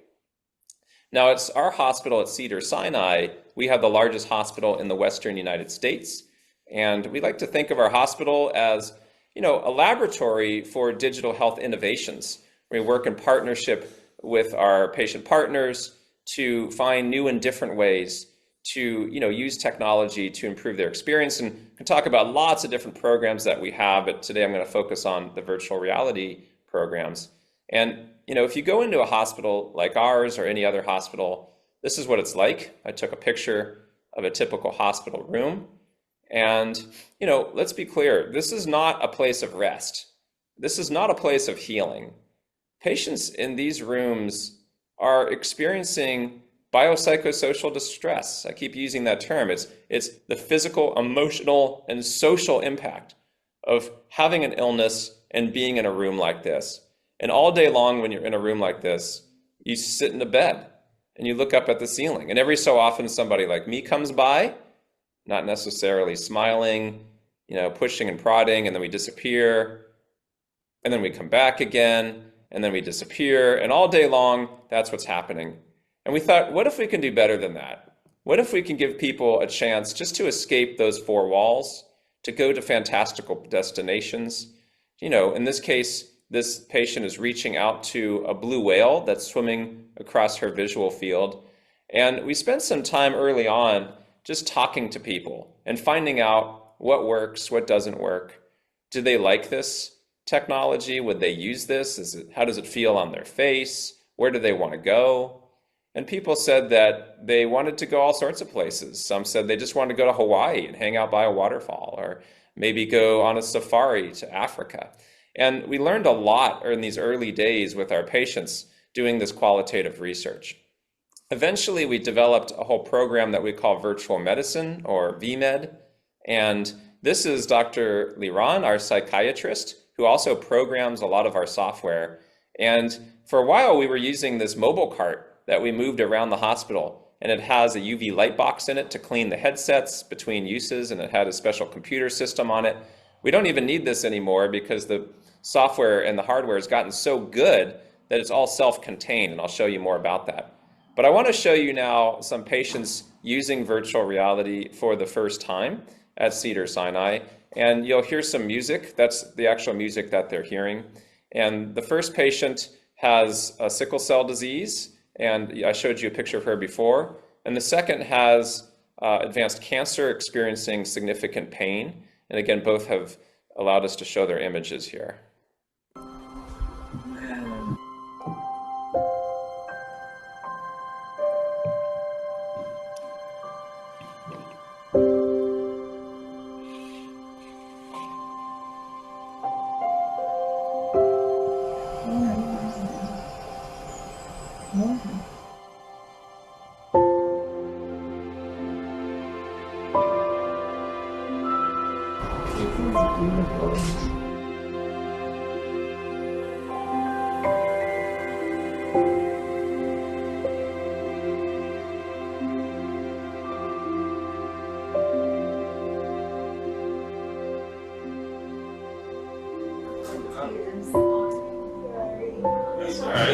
Yeah, we see that a lot actually. And a lot of people that get emotional. Right. I don't even have the words to explain it. It's beautiful. It's touching that you guys are doing something that's so great. Being in here and being able to just escape what's going on. Yeah, just when I'm like, ooh, I could just sit here, especially on the lake. I'm like, sure, I can pretend like I got some barbecue. That's all I need. And just chill there all day. So you can see the emotional experience that she's having there, and how moments before she was in pain, and then after a simulated world, not an injection of medicine, not a procedure, she had tears. She had an emotional, physical response. That virtual reality was a genuine reality for her. And then the goal becomes, well, is that a sustainable experience? And what we've seen, which is amazing, is in many cases, people's pain goes away for a while. In some cases, not for long. In some cases, for hours. In some cases, for days. There's an analgesia tail that's been described. Now, it's one thing to show pictures and images, but it's another to do the research. And so we had been seeing a lot of these experiences. So we decided to do a randomized controlled trial. This was an unfunded study using a randomized design among patients in the hospital who were experiencing pain. And we had 140 participants. They got eyes between using virtual reality. They were given the headset. They were told, or they were requested to use it for 10 minutes at a time, 3 times a day while they're in the hospital, and as needed for breakthrough pain. And the other group had an intervention too. It was a 2-dimensional screen. It was their television set, where we had health and wellness programming on the television, which is what we normally do in the hospital. And so that was the active control. And we then just followed them and allowed the nurses who were not part of the study to monitor their pain scores. And what we found over the course of the hospital stay is that the patients in the VR group had a larger overall reduction in their pain compared to those in the TV group. And it was particularly notable for those with significant pain, scores of 8, 9, or 10 out of 10. Those individuals had the largest reductions in pain in this randomized trial. Now, I want to switch to another use of virtual reality that is really quite shocking, actually. And to explain this, I want to tell you about how I experienced it. I went to the University of Barcelona, where Professor Mel Slater is doing very interesting research, and he has a very interesting lab. And in his lab, there's this room. And this is a room with a table and a chair and black curtains. And he had me sit down in this chair and kick my feet out on the table. And then this is Ramon Olivas, one of his postdocs, who set me up with a virtual reality headset. And they put a VR headset on my face, and next thing I know, that room turned into this. I'm looking around and I'm noticing this wood paneling and a large chandelier, and I looked down and I noticed that there are some legs there. And I thought, that's interesting. Whose legs are those? Then they drew some blue lines on the table and asked me to move my legs to trace out the lines. And sure enough, in perfect one-to-one synchrony, as I moved my legs in real reality, these legs moved in virtual reality. And I started to wonder, how is this happening? I knew there was a computer in this room running thousands of lines of code convincing me that that's my body, like the Matrix style. Well, next thing he did is he dropped some balls from the ceiling, and as each ball hit me, I could feel it. It would literally vibrate. There was a vibration engine that they put on my ankles and wrists, and it felt like those balls were hitting me. At this point, I had what's called full virtual embodiment, and it felt like I was literally in this body. Well, what he did next is very hard to put into words. I'm going to just show it to you, but you just have to try and imagine that you're in this space. You literally believe that's your body. And the next thing you know, he detached me from my body. And I started to float up to the ceiling. Those balls kept hitting me, reminding me that I was still some kind of a self, but I looked down upon the body that I had just occupied and I noticed that it wasn't moving at all. It was vacant. I was having a full out-of-body experience. I had basically died a virtual death. And it's a bizarre experience, and I'm going to show it to you again here. And I realized as I was floating up there that it was so striking to see myself still. But it also wasn't catastrophic. There's something about the process of dying that maybe felt a little spiritual, but at the very least, it wasn't catastrophic. And that's a major aha moment for me. And it turns out that they've done a study. A virtual out-of-body experience reduces fear of death.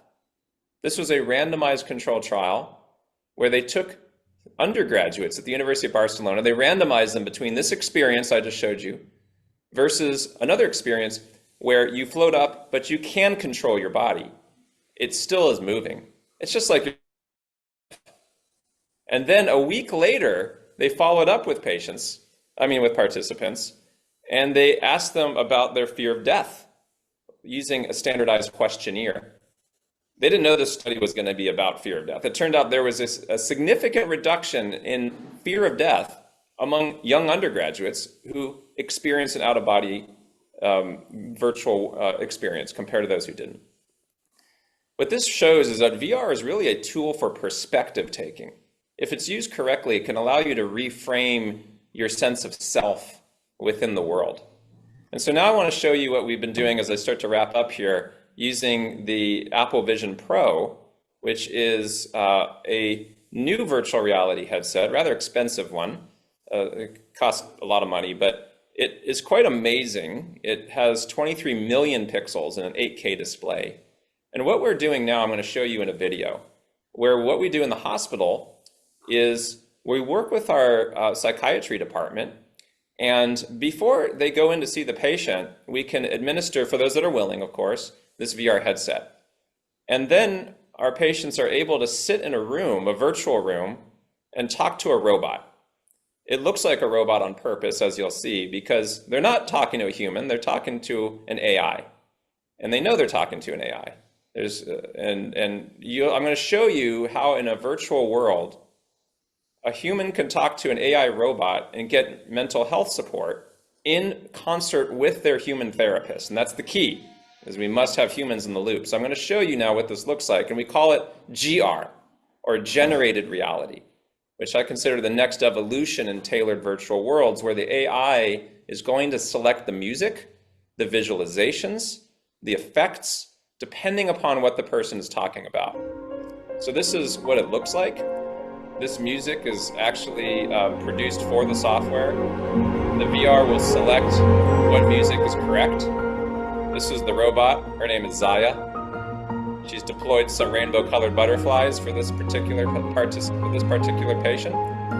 She has 150 different facial expressions. She'll look you in the eye, she'll smile, she'll frown, she'll look away. You might decide that you need to relax in a forest, or maybe she notices that you're getting a little too stressed, so she might change it into some kind of a bioluminescent world. She has different things that she'll say and do, and it's very specific. If somebody's talking about their gender identity, maybe rainbow-colored butterflies are the right thing for her to deploy. There's 6 different AI systems working together to create this world. And at the end of the day, after she's talked with the patient, she's actually going to write a note, and she's going to put that note in the chart, and she's going to send it to the therapist. And this is literally, this is a study where we validated this. This is what's happening in the background, is we have a whole complicated system here. One of the things we have is we have one AI watching the other AI. So if the first AI were ever to say something stupid, which we haven't seen yet, but we have to be prepared for AI to be stupid, we have a second AI that's monitoring the first one, and we have a human in the loop.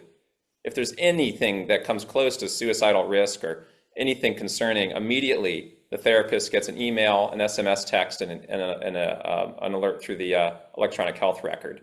So this is all done in partnership with therapists. This is literally the note that VR robot writes and puts it in the chart, and then a human needs to see this patient and has access to the full note. We're studying this now to see what people think of it, and it's been striking how engaged people have been with this system. But again, we can't replace human therapists, nor should we ever, but we can use technologies to help support it. So I'm going to end there, and I just want to say that this field is now called medical extended reality, or MedXR, MXR, and we now have CMS support for it, and we have a journal, the Journal of Medical Extended Reality, and we put on a conference every year. Actually, this conference is next week. It's March 25th and 26th, and we bring in the world's most creative technologists who come into Los Angeles every year, and it's an in-person conference, because we do a lot of hands-on demos, and you can actually see the technology and use it. If you're in Southern California, you're interested in this, you can take a look at the Virtual Medicine Conference, which is next week, and you can check out the agenda. And this is just a few, pictures of what the conference is like and people using fun things. And I'm going to end. I have 30 more seconds left, so I know I want to get to questions here, but because I see Bonnie, you're up there. What I want to end with is, rather than pictures like this, which is what most people think of when they think of VR, I think we need more pictures like this, of how this is how at Stanford University they use VR with their kids to help distract them during painful procedures and help them get through emotionally charged experiences. Rather than pictures like this of people falling down or falling through TVs or whatever, I'd rather see pictures like this. This is an individual with advanced dementia. And at this moment, she is experiencing a childhood memory of being on a beach. But moments before this video was taken, absolutely in distress and crying out. I'm going to show you now what happened when they started the virtual reality. Gonna see. I'm gonna see. I'm gonna see. I'm gonna see. Beautiful. Oh, look at it. You wouldn't believe this was there, would you? No. If you didn't come here to see it, You would never know that it's even blue. It is blue. Oh, it is blue. So that's what I want to end with. And since I'm here in Hollywood, I'm going to end with a scroll of all the different people that participate in this research. This is very multidisciplinary research. We have students, we have technologists, we have AI experts. We've worked with a pastor at a church who's used virtual reality with his parishioners. We've done a lot of different kinds of research. And what we learned throughout the process is shown in these pictures.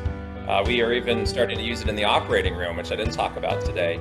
But the idea of providing simulated worlds to live a real reality more profoundly and ideally in a way that does rewire the brain for beneficent purposes, not for pure entertainment. And so we've been doing this work at Cedars for a while. I want to thank all the people that have supported it. Definitely thank the organizers for today for the invitation. And I'll just end by saying I wrote this book a few years ago called VRX, It's How Virtual Therapeutics Will Revolutionize Medicine. And this is my newest book, which just came out called Pull, which is all about how gravity itself affects your mind and your body. I talked a little bit about that briefly. That's because physics came first and biology came second, and we are a consequence of this planet. And that's what this book is all about. So thank you very much for the opportunity, and happy to answer any questions you may have. Thank you, Dr. Spiegel. Your presentation was amazing. It covered all of the questions basically I had prepared for you. So I'm going to turn this directly over to a lot of the individuals who have questions now. There's quite a few of these questions are around, how do I get this at home? What can I do? Yeah, do I have to come see you at Cedars-Sinai to get this, or how can I take advantage of it? Yeah. So yes, you can get this at home, and probably the easiest way to do it is to purchase a Meta Quest headset. And again, I have no relationship to Meta, not pitching any of their products, but they happen to have probably the most cost-effective headset. Cost about $300, between $200 and $300 to get the headset. So not necessarily cheap, but it's a lot less than a smartphone. And when you get the headset, there's an app store, just like there is on a smartphone, and you can download different apps, and there's thousands and thousands of apps now. So, I do a lot of exercise and simulated boxing, for example. You can meditate. There's the software Trip VR I mentioned a couple times. That's TRIPP VR. I particularly like. It has probably the most evidence. We do have some software on there too, but I think you can explore what works for you in VR. Yes, we do have trials at Cedars-Sinai. If you happen to be a patient at Cedars, you can ask for the VR and we'll come by. And we have a number of active research studies that we're doing. We're doing one right now for inflammatory bowel disease, or IBD. We've just actually finished one for IBS. We're very excited that that study is positive, and we'll be presenting the data in Chicago in May at the Digestive Disease Week. It's the first study to demonstrate that 8 weeks of VR therapy can be extremely effective for the pain, abdominal pain, actually. And so I'll stop there, but those are just some thoughts. Yeah, thank you. On the extended use of VR or the effectiveness after that session, right? So can you just remind us or walk us through what your recommendations are for continued use? So it sounded like your sessions were maybe 8 weeks long, something around that line, right? And then, after that, are people still experiencing pain? And then what is your recommendation for them after that for post VR? So we now have data up to 2 years after VR for back pain, that there are still persistent differences between the groups, even after stopping the VR. So in those studies, it was an initial 8-week therapy, and then they just stopped the VR, and there's still persistent benefits. And that's because of the rewiring, right? The whole goal is to use the VR to sort of accelerate and standardize the process of cognitive behavioral therapy or other forms of cognitive therapy. And what we generally recommend is when we use VR in our patients, we don't use it every day. There is a weekly session where you use it for about 20 minutes and learn something new, but you can use it throughout the week as needed. And there's also an app that goes along with it so that you can reinforce some of the learnings on your two-dimensional screen when you're back in real reality. We don't want people to live in virtual reality. We want them to learn something about themselves, their mind and body, and then stop using it after the 8 weeks are over. But it's always there if you want to go back to it for kind of a booster shot, so to speak. So that's our experience, but we're still doing a lot of research, NIH-funded research to learn in whom does it work and how long does it work. Yeah, thank you for that. So I want to encourage everybody, please answer, if you will, the poll on our session. Just take a few minutes and do that. We've got time for one more question from Dr. Spiegel. And I want to ask that question is from the responsiveness standpoint, right? Can you give us some insight into how your software and the systems you're building is being responsive to those individuals that are making progress and adjusting then what you're doing back? Is that the AI that's doing that or what other, Yeah, so during the sessions, the AI is actually, in a way, scoring, and I can, if I had more time, I can actually show you literally data, how it works. It's quite amazing. But it is constantly monitoring the quality of the session.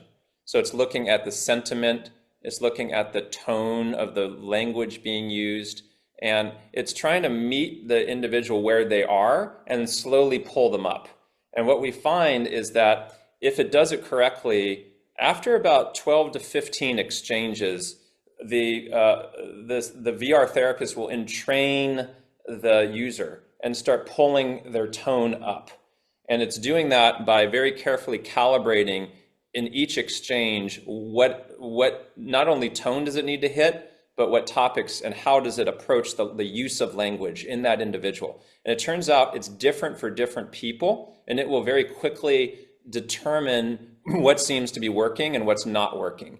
And it might even completely flip what form of psychotherapy it's using. It's not required to use one form of psychotherapy. It'll keep experimenting until it finds one. And it's changing the world around the person using different metaphorical visualizations that hopefully will work. And then if we have access to heart rate and heart rate variability and pupil diameter, we can use biosensor data to actually see if it's changing the nervous system, and then it'll follow any positive feedback and hone in on those signals. So that's what we're working on right now. So fantastic. It really is, this is just so fantastical. And not in a fantasy way, but just in the results that you're getting from it. Yeah, and what I love so much about your approach and how you're integrating here is this word biopsychosocial, right? It is the comprehensive, the whole body that you're taking into that, including the spiritual component of that, which we haven't talked about very much here in this summit. It's not talked about very much at all in the healthcare field, and how you integrate all of those into this system is, I think, very unique, and I think part of the reason why you're getting the results you're getting. So I applaud you for that. I really do. And I think you can see from the comments that that's been a big part of what's got people's interest in this. How about the last question? We are really out of time. I think we could talk for another half hour, but we're out of time. So the last question is, how would somebody go and find this? So if you're not going to do it at home, you want to go find a physician or a therapist, something like that, to use VR. Give us the top 2 questions they need to ask to make sure they're getting a quality system. Yeah, so there still aren't near enough therapists who are using this, but more and more are. And, I think it's worth, if you are interested in this, and if you have a therapist, ask them if they're familiar with this and what they think about it. What I'm finding is the most kind of open-minded and modern therapists are extremely open to this opportunity. They see it as an adjunctive therapy. Those are the people that come to our conference every year. And, they may have their own opinions about the best software, but, and I don't, want to keep pushing one software program over another, but it's hard to answer this question succinctly. I would just say, talk to your therapist if you have one and see what they think about this technology. And they may lead you into certain directions that are beneficial for your personal situation. Okay, sounds good. I think that's a great note to end on. Thank you so much, Dr. Spiegel. I appreciate you taking the time to put together such a great presentation and join us. Thanks very much. Take care. Bye-bye. So I want to bring our next speaker up to the stage here. It is Dr. Julian Motzkin. Dr. Motzkin is going to join us and talk about TMS. So, transcranial magnetic stimulation, TMS. TMS has been around for quite a long time, and Dr. Motzkin's going to walk you through that. But it is new in the application of pain from a research standpoint. So, Dr. Motzkin's work is really understanding how TMS and its successes in other areas can be applied for chronic and acute pain. And his research is showing that it is tremendously beneficial. You can have access to TMS off label, and people are out there to use it and provide that service. But what we're going to do today is talk about what you need to know about TMS and how it works for pain reduction, so that when you go to these individuals who are providing that service today, what you need to know and how you can get that service. He's also going to walk through his research, and that research is really important, not only to ensure effectiveness, to help get insurance coverage for this, because it's not approved for use by FDA for pain removal. It is continuing to be an out-of-pocket expense. Dr. Motzkin's got a few little tweaks and ideas on how to help you overcome that, but wants to make sure that you understand how it can be used effectively to ensure that you make the right decisions in your treatment plan. So, Dr. Motzkin, welcome. Thank you so much for joining us. Thank you, Sherry. It's really a pleasure to be here, and amazing to see Dr. Spiegel's work too. It was fantastic. Yeah, it is fantastic. And I'm glad to see you made it. I was getting messages that you were having, what was it, a fire drill or something along that nature? Hopefully not another one, but I'm here safely and securely. So looking forward to the chat today. Well, thank you so much for making that happen. I want to turn the floor over to you. I know you've got some slides to kind of help us understand what TMS is and how it works. So you do that, and if you will take a few minutes while he's speaking, drop the questions that you have from his presentation into the Q&A box, and we will come back to him after the slides and let him take a stab at answering them. Thank you. Go ahead, Dr. Motzkin. Fantastic. Thanks again, Sherry. And so I am a physician scientist at UCSF doing interventional pain practice, but also leading some clinical trials of TMS, transcranial magnetic stimulation, for chronic pain of different sorts, and using TMS also to develop new biomarkers or tests to figure out brain bases of pain disorders. But what I'd like to do today is just kind of give some fundamental introduction to how TMS works, how we use it clinically and in research, and then we'll open up the floor for a more dynamic conversation with Sherry about the specific details in pain. And so TMS stands for transcranial magnetic stimulation. Transcranial meaning that it goes through the hair, scalp, and skull to stimulate the brain non-invasively without requiring any invasive procedures, surgery, or injections. How it works is through this electromagnetic induction principle. So electricity travels rapidly through a coil of wire, which you can see on the right side of the screen. That coil of wire creates a magnetic field, which you can see as the red and pink outlines. And the magnetic field creates electricity about 2 or 3 centimeters below the stimulating coil, which can reach a lot of different areas of the superficial brain, so the part of the brain that's close to the scalp. And through repeated or rhythmic applications of TMS pulses, we can change the way that different brain areas activate or talk to each other, with a goal of creating plasticity or facilitating changes in the brain to open it up for other types of therapies. TMS currently is used most broadly for depression. And so the great success story of TMS, and the reason why most people are familiar with it in their community, is because it was approved by the FDA in 2008 for depression, and really has accelerated treatment of depression without medications in a way that is sustainable and more reliable for individuals. More recently, it's been approved for OCD, nicotine use, and migraine, specifically for migraine with aura, and chronic migraine is a slightly different question. I saw a question already come up in the chat. We'll talk about that later. But it's being studied for a variety of other conditions, both here in the United States and in Europe, where it was recently approved for neuropathic pain, so pain caused by a problem in the nervous system. And one of the fundamental questions about TMS is it safe? And what does it feel like? And we'll talk about that a little bit today. But ultimately, because it's non-invasive and involves electrical stimulation through the head, Nothing is entering your body. It's generally safe and well tolerated. There is some risk of seizure that we talk about in terms of prior risk factors of seizure, but those are incredibly rare events. And most side effects are mild and well tolerated and typically improve over sessions of TMS, including things like mild headache or scalp discomfort, some fatigue or dizziness after sessions. And so fundamentally, how we use and apply TMS relates to the coil that we use. And so the coil is this coil of wire through which the electricity travels and creates the magnetic field. And the most common coil that you're going to see in clinical practice and in research is this figure-8 pattern. And so where these two figure-8s meet at the center, the electrical field is the strongest, and it allows us to be very precise with our targeting. There are different shaped coils, including coils where the figure-8 pattern is bent a little bit, which shapes the field downward deeper into the brain, which allows us to get deeper structures. And there are different types of coils that involve helmets that go over the head, which can target further deeper structures, but lose a little bit of the precision. So the figure-8 is the most common that you're going to see. And again, because we have this figure-8 pattern where the energy is maximum right in the middle, it allows us to be really precise.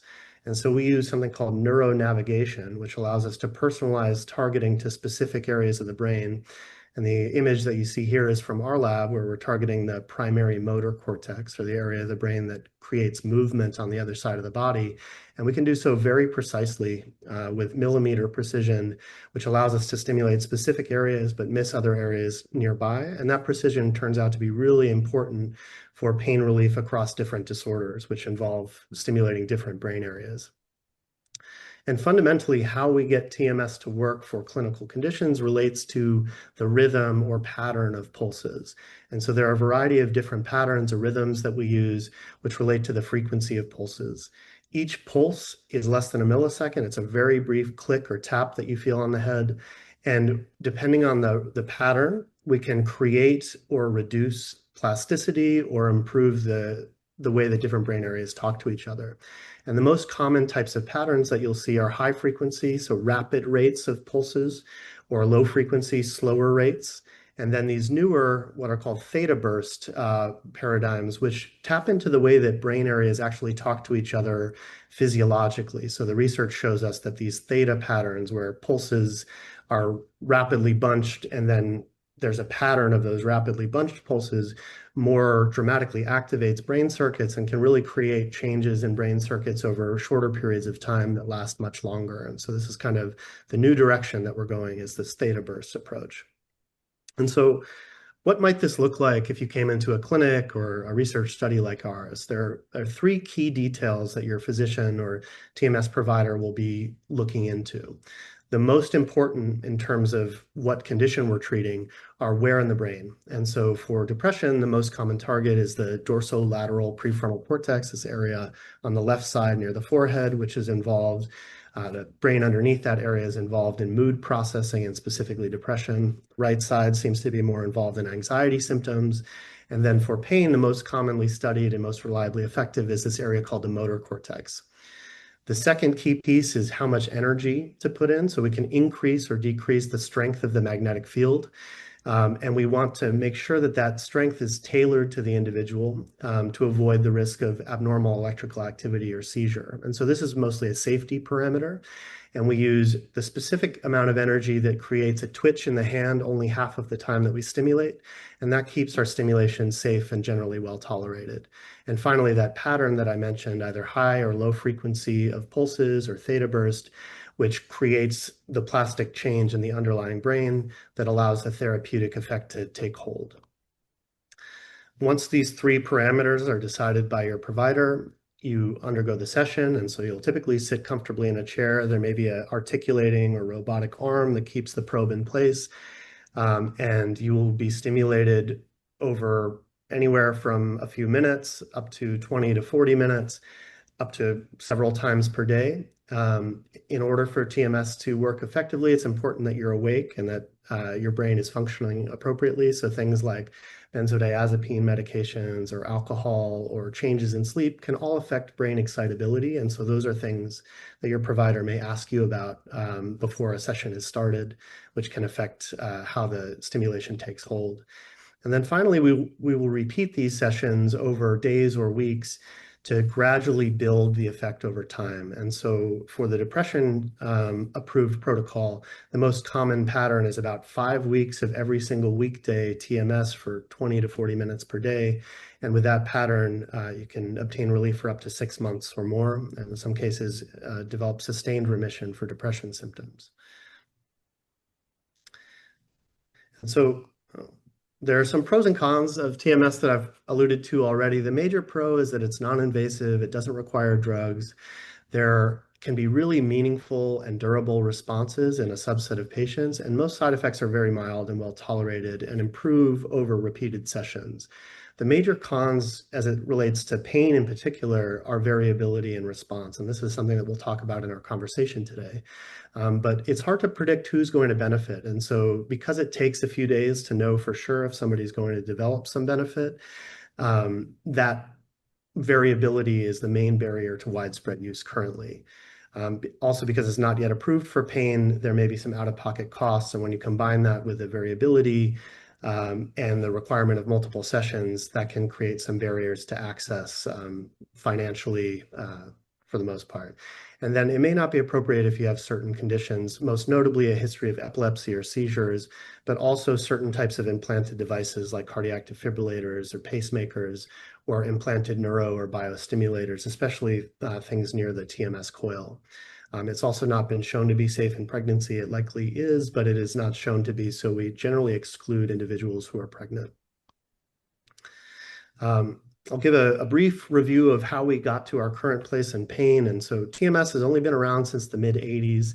And in 1985, the first use in humans was developed in the UK. And very rapidly after that, TMS became a research tool that was widely used across the world. And through its research application, providers, clinicians in particular, began to explore its use for a variety of disorders, including early on chronic pain, but also depression, movement disorders, post-stroke recovery, traumatic brain injury. And depression was really the area that first took hold. And so in 2008, the protocol that is widely used now for depression, that 5 or 6 week, every single day TMS protocol, was approved. And now this is widely used. And so there are many interventional psychiatry clinics all over the country who are offering this type of therapy for individuals. And once that door opened to depression use, it also opened the door for off-label use of TMS, where it began to be explored more easily for other disorders. And so in the 2010s and 2020s, there was this kind of explosion of research across a variety of different fields where TMS was approved in a portable fashion for chronic migraine with aura. It developed approvals for OCD, substance use, and then more recently and more excitingly, we've been able to tailor TMS to specific individual brains using functional magnetic resonance imaging to identify brain function or brain organization in individual people and put the TMS probe where we think it's most likely to achieve benefit. And then these accelerated or theta burst type protocols can create that benefit instead of over 5 or 6 weeks, over a few days, but still sustain the same sort of durability. And then most recently and excitingly for the sort of work that we're doing in the pain clinic, TMS was recently approved in the European Union for neuropathic pain based on a very strong study done by a group in France in 2021, which showed that TMS is reliably effective for nerve pain on one side of the body. And so that led to its approval and its recent adoption into the guidelines in neuropathic pain treatment in Europe. And so currently we have a pretty good sense of the sort of pain conditions that TMS could be effective for. And I think the most reliable and well-studied of those is neuropathic pain. So across a variety of different society guidelines, and we're working on a new iteration of that this year to help other providers understand the evidence base. But first is neuropathic pain. So this sort of pain on one side of the body, typically created by a stroke or a nerve injury or a spinal cord injury or multiple sclerosis, that is typically very difficult to treat with injections or medications. And for some of these patients, TMS can provide really meaningful benefit. Not currently approved in the US, which is where we come in, which I'll talk about on the next slide. As I mentioned, there's this portable device that goes on the back of the head, which can abort a migraine when you first start to have one. That was approved in 2013 and is pretty widely used, but may or may not be covered by your insurance for migraine. And there are a variety of protocols being studied more actively for chronic migraine in the same sort of vein as neuropathic pain or depression, where they're repetitive over multiple days. The other exciting area that we're seeing a lot of recent development is in fibromyalgia, where a recent study from a group across the world showed that the left motor cortex is a reliably effective area for fibromyalgia in a very large study that reduced fatigue symptoms and pain symptoms, and is now being more widely studied, again, to try to proceed towards approval for fibromyalgia. But there are also some exciting emerging protocols targeting different brain regions, including the areas approved for depression and areas with exciting benefit for anxiety, that also seem to be helpful in the fibromyalgia case. And then I think most relevant for this group today is pain with depression or pain with obsessive compulsive disorder, because if you have or meet criteria for one of these two diagnoses, it's very likely that you can obtain TMS on label for those indicated uses, and you may obtain benefit just from those areas. There is evidence that if you have chronic pain with significant depression symptoms and you target the depression region, both pain and depression symptoms will improve. Also, you may find providers who, if you have a FDA-approved on-label indication, will offer you the off-label indication as part of the same bundle of TMS. So they'll treat one brain area and then offer treatment at another brain area. So that may be variable from place to place, but is certainly a way that we try to secure access for individuals for whom we think they may benefit from the treatment.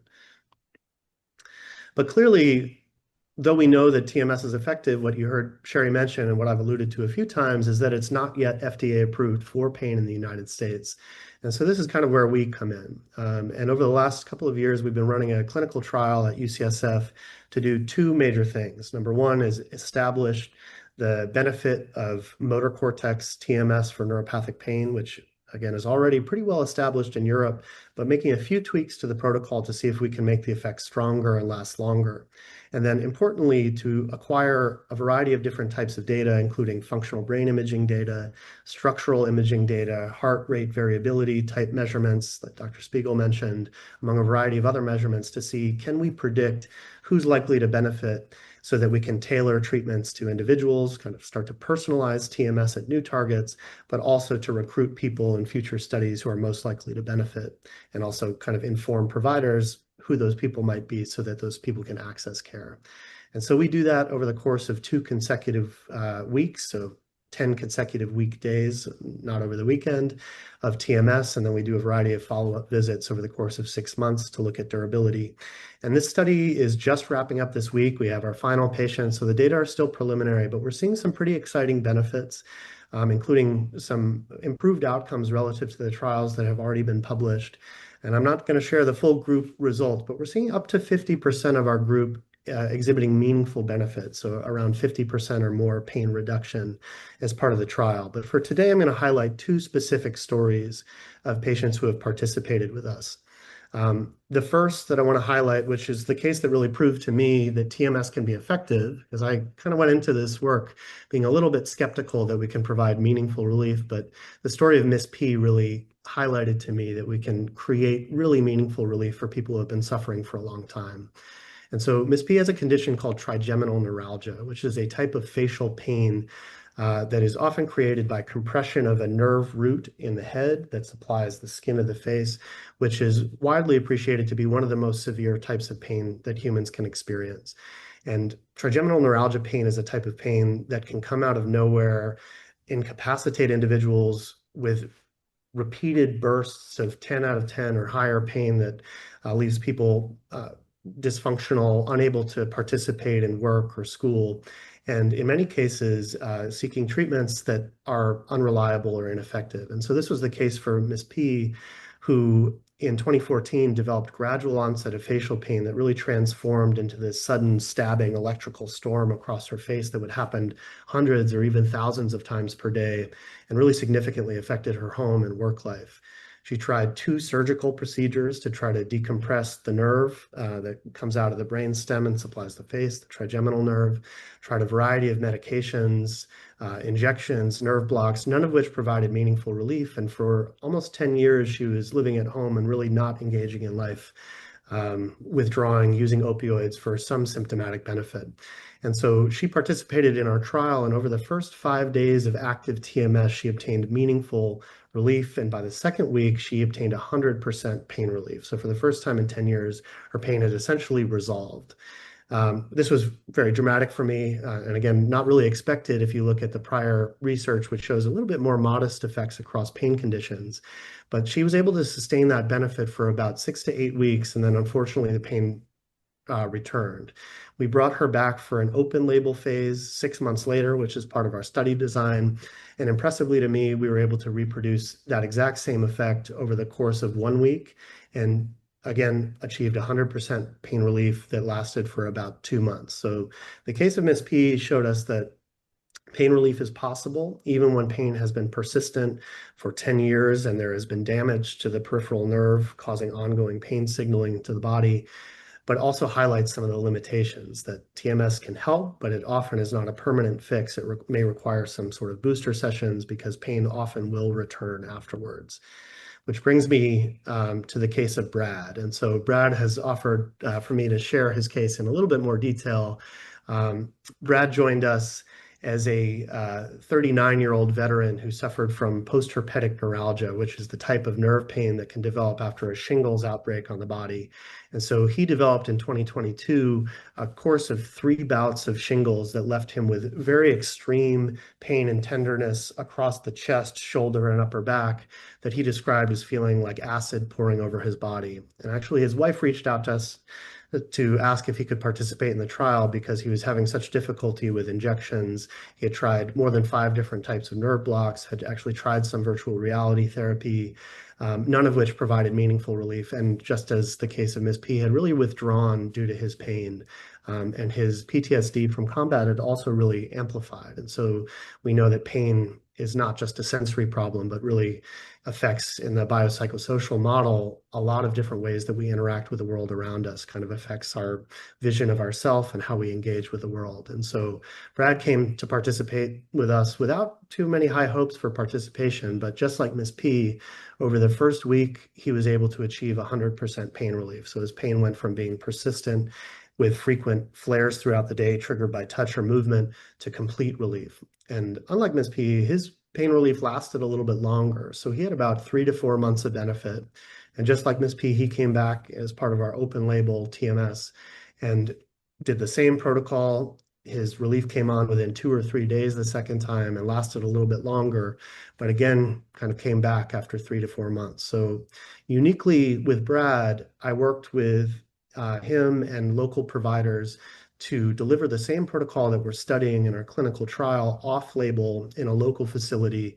And so a local facility was willing to offer him at a slightly lower cost than they would typically do the exact same protocol. And so for the last 2 years now, Brad has remained pain-free, has returned to work, has really improved his sort of like home life, engaging with his wife and raising his young child in a way that he describes to me as completely life-changing. So this is one of the most rewarding encounters that we've had in our clinical trial, and has proved to us that when TMS works, it can work pretty reliably, but also we may need to do booster sessions or some sort of repeated forms of TMS or adjust our protocol in some way that we can really try to sustain these benefits over very long periods of time. There are also some emerging types of non-TMS types of brain stimulation that we may discuss, including focused ultrasound or temporal interference stimulation that may take the same insights that we're gleaning from the TMS story and allow us to do treatments at home with portable helmets and really sustain these benefits. So very exciting for us and really prove to us that we're moving in the right direction. And more recently, thanks to patients like Brad and Ms. P and many others who have participated with us, our exciting preliminary data has led to even more exciting preliminary conversations with the FDA, where we're now pivoting towards what the FDA calls a pivotal multi-site trial, which, if successful, will lead to FDA approval for neuropathic pain. And so that's our big next step, and we are starting to ramp up that process now, pending some funding from the NIH.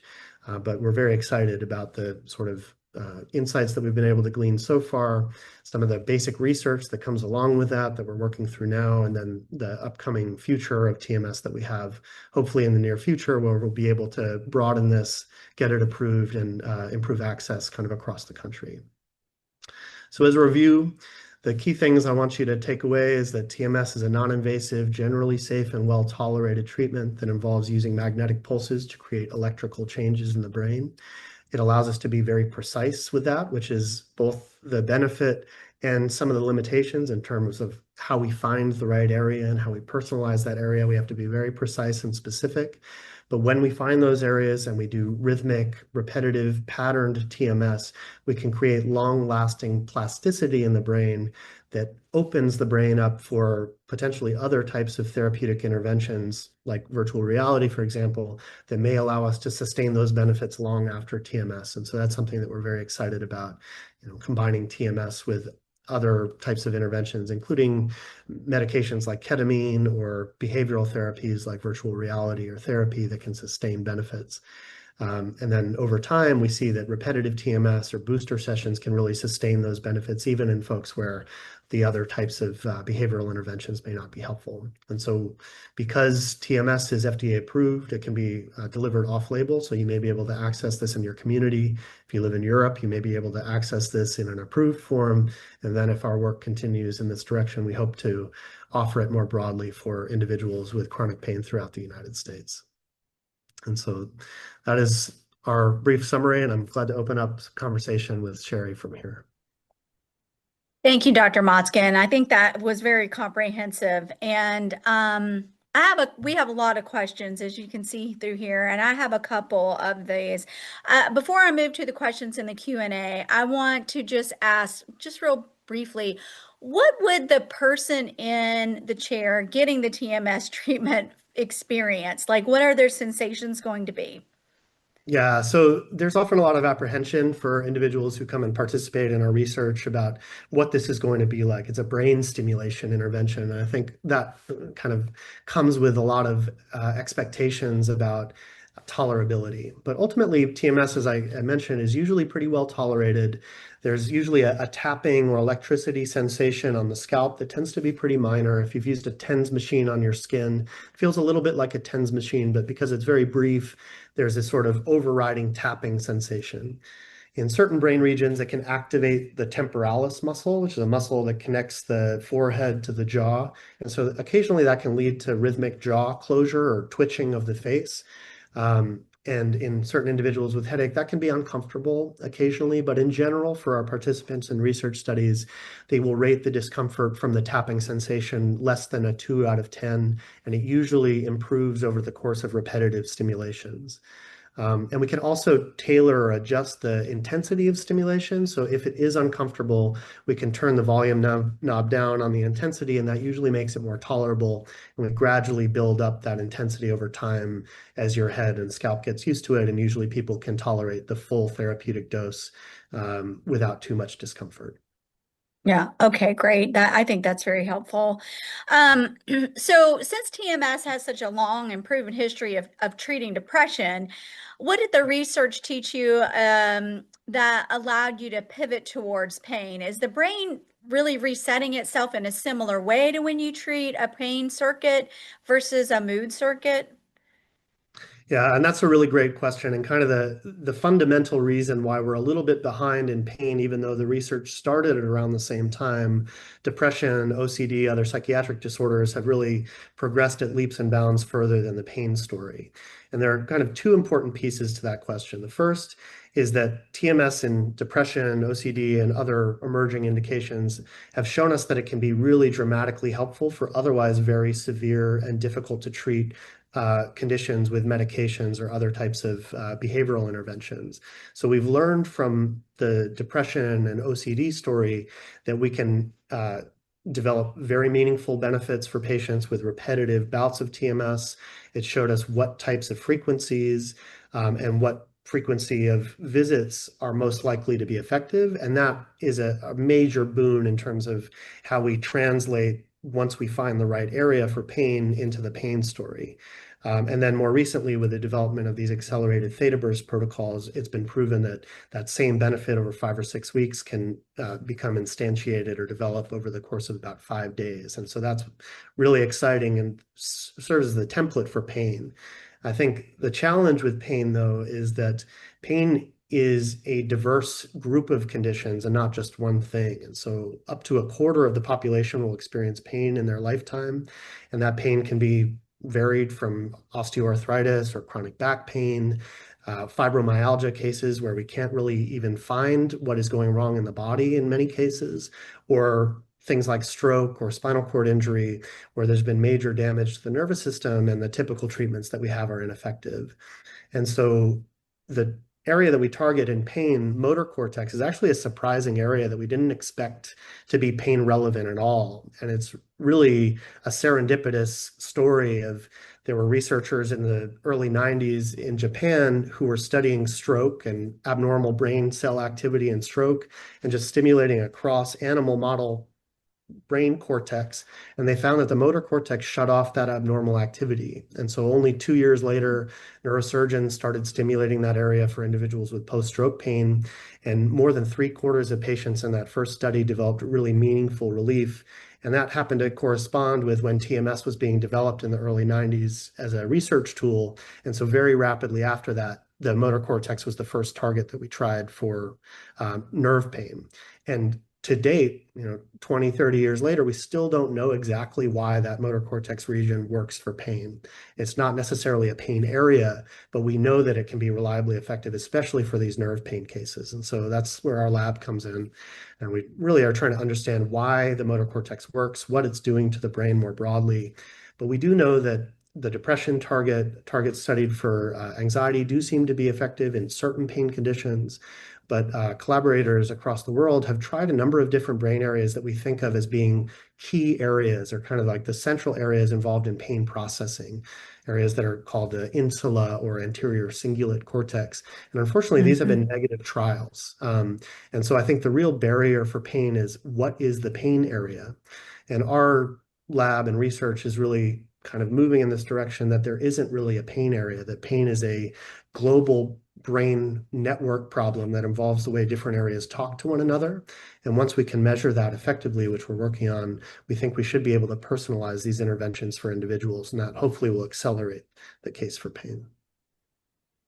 Yeah, that's super interesting. My understanding is that it's a loop, right? So pain is a feedback loop that gets stronger the more attention and focus that you put on it. Dr. Michael Moskowitz's work that Norman Deutsch featured, right? And so you can break those loops, and doing that with TMS, virtual reality, whatever the most effective loop breaker is. And it does seem to be variable, right, on what works for what types of pain, which is what you were just alluding to, is that you've got to, and the research is still working there, but in this interim, while we're trying to get to the point of specificity, you don't want to wait 5 years or more with that chronic pain. So you've got to try some different things until you find what works for you. And which kind of brings me to this next question around layering. And you went there for just a few minutes about layering different techniques. And that does seem to be, I think, the most effective path forward from what I'm reading, is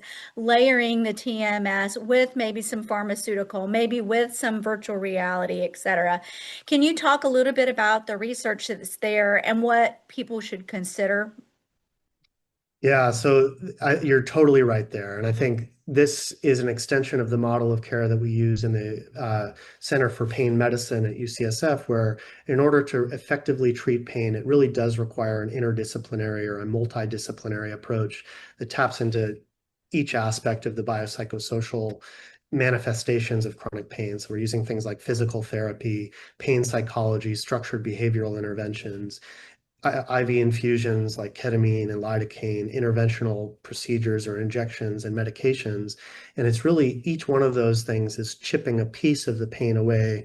And by combining them all, we're able to improve people's overall function and in some cases really meaningfully improve pain. And I see TMS as a tool that kind of fits in an empty gap where there are certain patients that approach, this multidisciplinary approach, still is not effective. And so we need to create the landscape or facilitate the sort of openness of the brain to be responsive to those other types of interventions. And so we know that even without those additional interventions, some people, as the case with my 2 patients in the clinical trial, where we're just very specifically stimulating away at the motor cortex, seeing what happens to people, we can achieve really meaningful benefits. But I think, to your point, in order to make this a broadly effective, reliably effective intervention, brain stimulation cannot work in isolation. And so we think that what TMS is doing fundamentally is opening the brain plasticity so that circuit-directed behavioral interventions, things that change the learning mechanisms, develop new patterns of behavior, can better take hold. And so I think one of the most exciting research developments in this area came out of Stanford a few years ago, where TMS was shown to change the way that people are hypnotizable. And for a long time, hypnotizability, this idea that you can be effectively hypnotized to treat certain conditions like mental health disorders and even pain, was thought to be an individual level trait. Like, you either have it or you don't. And research out of Stanford showed that if you use TMS, you can modify that trait. You can develop this sort of responsiveness to suggestion, which I think, just as a proof of principle, tells us that that's what TMS is doing. It's opening up the ability of the brain to be more responsive to other types of interventions. And so for people in my trial that kind of fall into the mid-range of, they're getting some relief, but maybe not as meaningful as the 2 cases that I presented, it's very likely that combining with virtual reality, behavioral therapies like hypnotism that have fallen out of favor over time, but have really strong historical evidence base, cognitive behavioral therapy, acceptance and commitment therapy, and then medications that we know can modulate the amount of pain signals coming in from the body. Combining all of those things in a tailored treatment plan for an individual is certainly the way of the future, I would think. Yeah, so tomorrow we have Dr. Brett Boyette talking about the use of ketamine, not for pain, but for treating addiction. And I'm sure we'll get into the conversation with ketamine tomorrow as well. But what role do you see ketamine playing in that? Is it more, and it's similar to what you said, TMS, it's put your brain into that state of plasticity that then you combine with other therapies? Okay. Yeah, that's right. We call ketamine in our research and clinical world a neuroplastogen, meaning that it kind of opens up the brain for plasticity. And ketamine is a whole topic in its own right, but because of the sort of changes that we're seeing in the study that I didn't talk about, where we're using a cap of electrodes and then stimulating with TMS a variety of different brain locations and looking at ripples of activity across the brain, we see changes in very specific waveforms that are sensitive to ketamine. And so we think that doing things like TMS as a diagnostic tool may show us the patients for whom ketamine is more likely to be beneficial, because currently ketamine, just like TMS and some of these other emerging therapies, is really variable. And because it's off-label, the cost can be a big barrier for trying it out in the first place. And then durability is the challenge, where we need to find ways to sustain benefits when people do get benefit from these things. Yeah, so let's talk a little bit about the cost for TMS. And I know you had a couple of tips. You mentioned those in your presentation for how to get your insurance to cover some or a portion of that. Can you walk us through what the typical cost is? I know that it's a range. It varies by where you are geographically, but just bookends.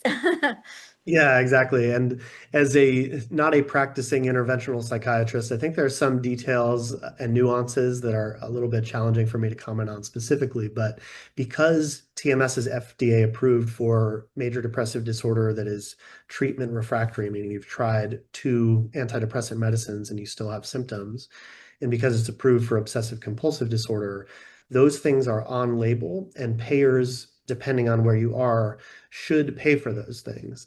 In practice, even individuals with Medicare or Medicaid may not have that as part of their benefits. And there are a variety of position statements that say this is approved, we know it's effective, we know it's safe, but nonetheless, payers may not pay for it. So this is a sort of individual thing where you have to go to a provider, have an intake visit, which is usually covered by insurance in these psychiatry clinics, and then they'll let you know what your out-of-pocket cost may be. And that can range from nothing to, in some cases, tens of thousands of dollars for a full treatment course. And so that's, I think, a real barrier on the advocacy and policy side that folks like myself and others that study TMS really have to lean into. In the off-label case, you're going to see a lot of variability. And so in my own work with patients who have obtained benefit and trying to find them other places where they can sustain that benefit, like Brad's story, I've seen costs that vary from $1,000 for an intake visit and $500 each session, and then kind of know that over 2 weeks, you require 10 sessions to, or at least 5 or 10 sessions to see if it's beneficial. That's a pretty substantial out-of-pocket cost before you know if something's going to help.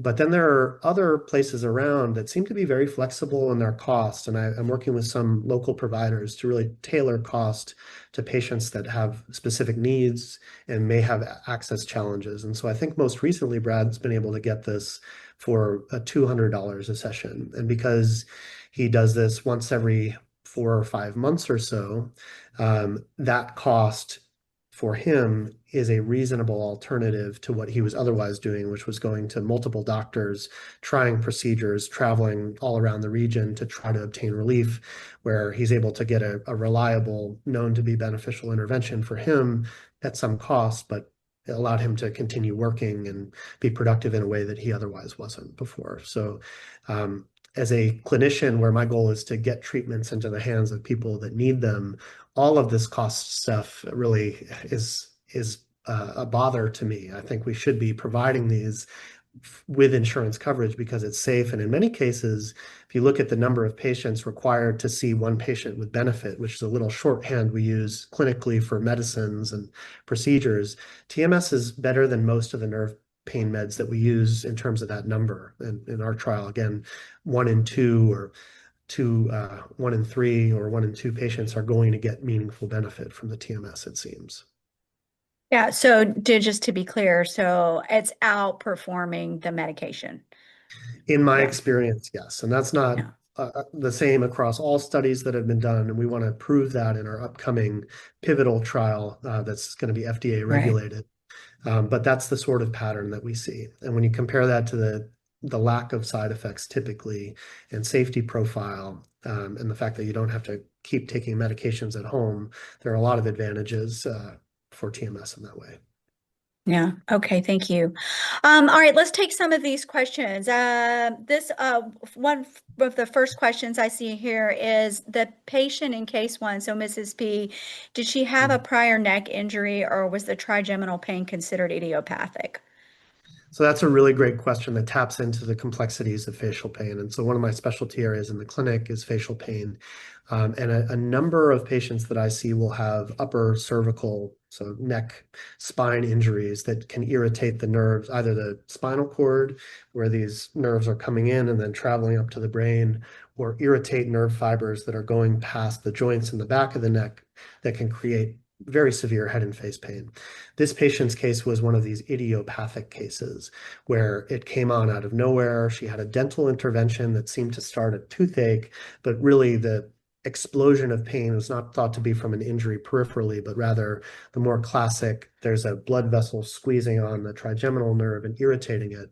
But as is the case with many patients that end up in our trial, the procedure that can be very effective for that, moving that blood vessel out of the way, was not effective for her and actually worsened her pain. And then another procedure was tried that left her with other nerve pain issues. And so by the time people are reaching me, it's a little more complicated often than, is this idiopathic or is this related to a specific pathology that we can point to, because treatments have happened, some of which are destructive in their nature and have caused some damage to the nervous system. And so Ms. P's case is this combination of there had been some injury from the treatments, some of the underlying, we don't know why this trigeminal problem happens, but in some unfortunate cases it happens, and it happens in a very severe way. And again, really proved to me that regardless of the underlying cause, with certain patterns of pain, we're seeing pretty dramatic effects. And our goal is to see, can we make that work for everybody, no matter what their underlying cause is? Yeah, fantastic, fantastic. So does it work better for migraine with aura versus without? You have a perspective on that one? Yeah, so this taps into the approved indication and what it's doing. And so one of the leading theories of migraine over the last few decades is this idea of cortical spreading depression. So this wave of brain activity that travels from the back of the brain towards the front of the brain, which creates the typical visual aura. So the kind of scintillating scotoma or bright flashing lights in your vision is thought to be caused by that abnormal electrical activity that then spreads in a wave. That wave of activity also seems to create a wave of inflammatory molecules that travel towards the trigeminal nerves that sense pain. And so for individuals with aura, if you can abort that wave, so you can stop it from spreading with a single pulse of TMS, where unlike the repetitive forms of TMS that create or suppress plasticity, single pulses just briefly turn off activity in the area underneath the brain for that moment. And so the current device approved goes on the back of the head right when your aura starts, and the goal is to prevent that spreading depression and thereby prevent the subsequent cascade that leads to migraine. It tends, in my personal experience, to be less effective for individuals without migraine, and even those with migraine, it can be a little bit variable. So it is likely that a more repetitive type or pattern of TMS is going to be required. And there are a variety of studies ongoing all over the world trying to tailor specific protocols to the chronic migraine case. But currently, the evidence is a little bit mixed. Some studies are really impressive, but there's a lot of variability in terms of quality and rigor in those studies. So I think we've got a little ways to go to figure out how to treat chronic migraine effectively with TMS. Okay, good. Do you need a prescription for TMS or can you go straight to a provider? That depends on where you are. So in our facility, we have an interventional TMS and psychiatry clinic that provides on-label TMS for our community here. And I place a referral through the chart, and an intake person will talk to the patient. There will be an intake visit where appropriateness is determined, after which the treatment is submitted to insurance for authorization, and then there's an out-of-pocket estimate. But many private clinics in our area and around the world, or in the country certainly, these sort of interventional psychiatry. So if you search TMS, even in Yelp or Google, you'll often find one or two of these places. And in many places like that, you can self-refer. And some of the websites will have a PDF form that you can fill out where you give your symptoms, maybe some medication trials that you've tried, what you're hoping to receive TMS for, and insurance information, and they would counsel you on whether you need a formal referral from a primary care doctor or whether you can just attend and have an intake visit. Many of the self-pay, fully out-of-pocket type clinics, including places that we've collaborated with in the past, don't require a referral, but then the costs tend to be a little bit higher. So would you recommend people go to a pain specialist then, or is that where they should start then? So that's a really good question. And I think among pain specialists, the use and indication of TMS is still a bit of a mystery. I think most of us are trained in interventional pain, using medications, using procedures to help individuals with severe pain. But TMS in the pain case is still more of a research tool. And so my colleagues that are most familiar with TMS for pain are actually psychiatrists. And so Okay.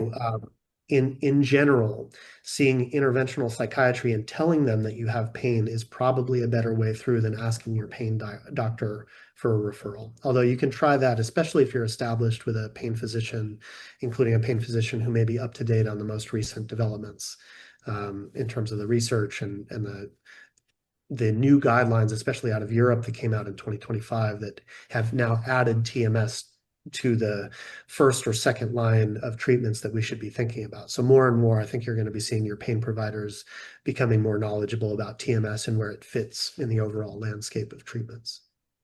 But it does make sense that psychiatry would be the best place to go, right? Because of the use and on-label use for depression. So that does tend to make sense, right? So then if you're going to go and start there, because then it can get covered under insurance, then the question would be, can you use this for pain and how are you using it? What questions should they ask specifically if they're going to go down that path to make sure that that provider knows how to use it efficiently and effectively for pain, since it takes a little bit of time to figure it out?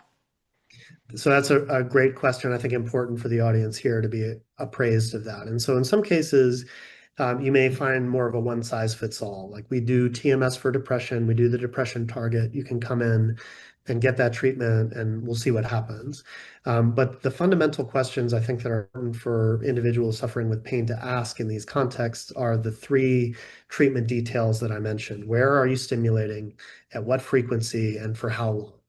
And so if your provider is able to give you a detailed discussion about what brain region and why, and then can comment a little bit on, yes, we use the FDA approved version for depression, which is, again, the dorsolateral prefrontal cortex, this area in the frontal lobe, but we also may add on primary motor cortex, which is the region that we've been studying.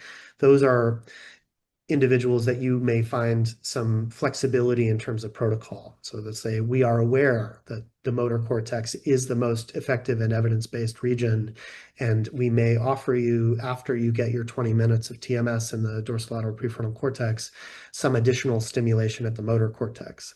And so our clinic here at UCSF, the faculty-based academic center interventional clinic, when I refer patients, they will often talk to and in some cases offer that as an option for patients because they've seen some of our preliminary results and they also know through our kind of collaborative discussions that there is exciting emerging research and we may want to be targeting a second area as part of the protocol. So I think the key are, where is it? Why is it there in the brain region particularly, and then at what frequency and how long, just so that they can give you some information about what to expect. And then I think the final important question is, what are your outcomes for patients like me? So when you treat a patient who has pain, are you generally seeing benefit or not? And one of the medical directors of a private facility near us has shared with me that he's been tracking data, for example, on this exact subset of patients, and they're seeing specific patterns and outcomes that they're using to inform their future patients. So that's the sort of environment that your visit with a psychiatrist is going to inform you about what they're doing already and how it applies to your specific situation. Okay, thank you. I think that was a very good, thorough answer and gives people exactly what to go do and ask. There's a couple of questions in here about upcoming clinical trial, your upcoming clinical trial, maybe how to participate in that. And are there any other trials regionally that maybe people could go into? I know that there's a website where you can find that information, but if you've got specifics you want to share with the group, I think they're interested. Yeah, so to my knowledge, clinical trials for pain across the United States are relatively limited. And this relates to some of the who is paying sort of nonsense that we encounter as we're trying to do this work, where it's difficult lately to get device companies to sponsor these trials. So the places that you're going to find them generally are in research facilities like ours, where there may be NIH funding that is helping to support these trials. I personally participate in a global consortium of researchers across Europe, South America, Asia, many other locations, including Canada and one other site in the United States, where we're trying to do large multi-site trials of unfunded TMS, where each of us enrolls a handful of patients, but we can build the evidence more progressively towards global approval for things that work. And so the next upcoming study that we are going to have is something called a non-inferiority trial, where we're going to be comparing the type of TMS that we think is effective in our current study with the accelerated or theta burst version of TMS. So both groups in that study will be getting a type of TMS that we think is helpful. And in order to participate in that study, you will need to have a neuropathic type of pain. So pain caused by an injury to the nervous system, post-stroke pain, nerve injury related pain, spinal cord injury, multiple sclerosis, neuropathy type of pain, and then trigeminal nerve type problems. We are still awaiting approval of that study from our institutional board, and some of these multi-site studies are a little complex to get up and running, but that's the next one that we anticipate. And then pending funding, we may have our pivotal multi-site trial of exactly what we're doing now, but with additional booster sessions every week afterwards to see if we can really sustain those benefits over a long period of time.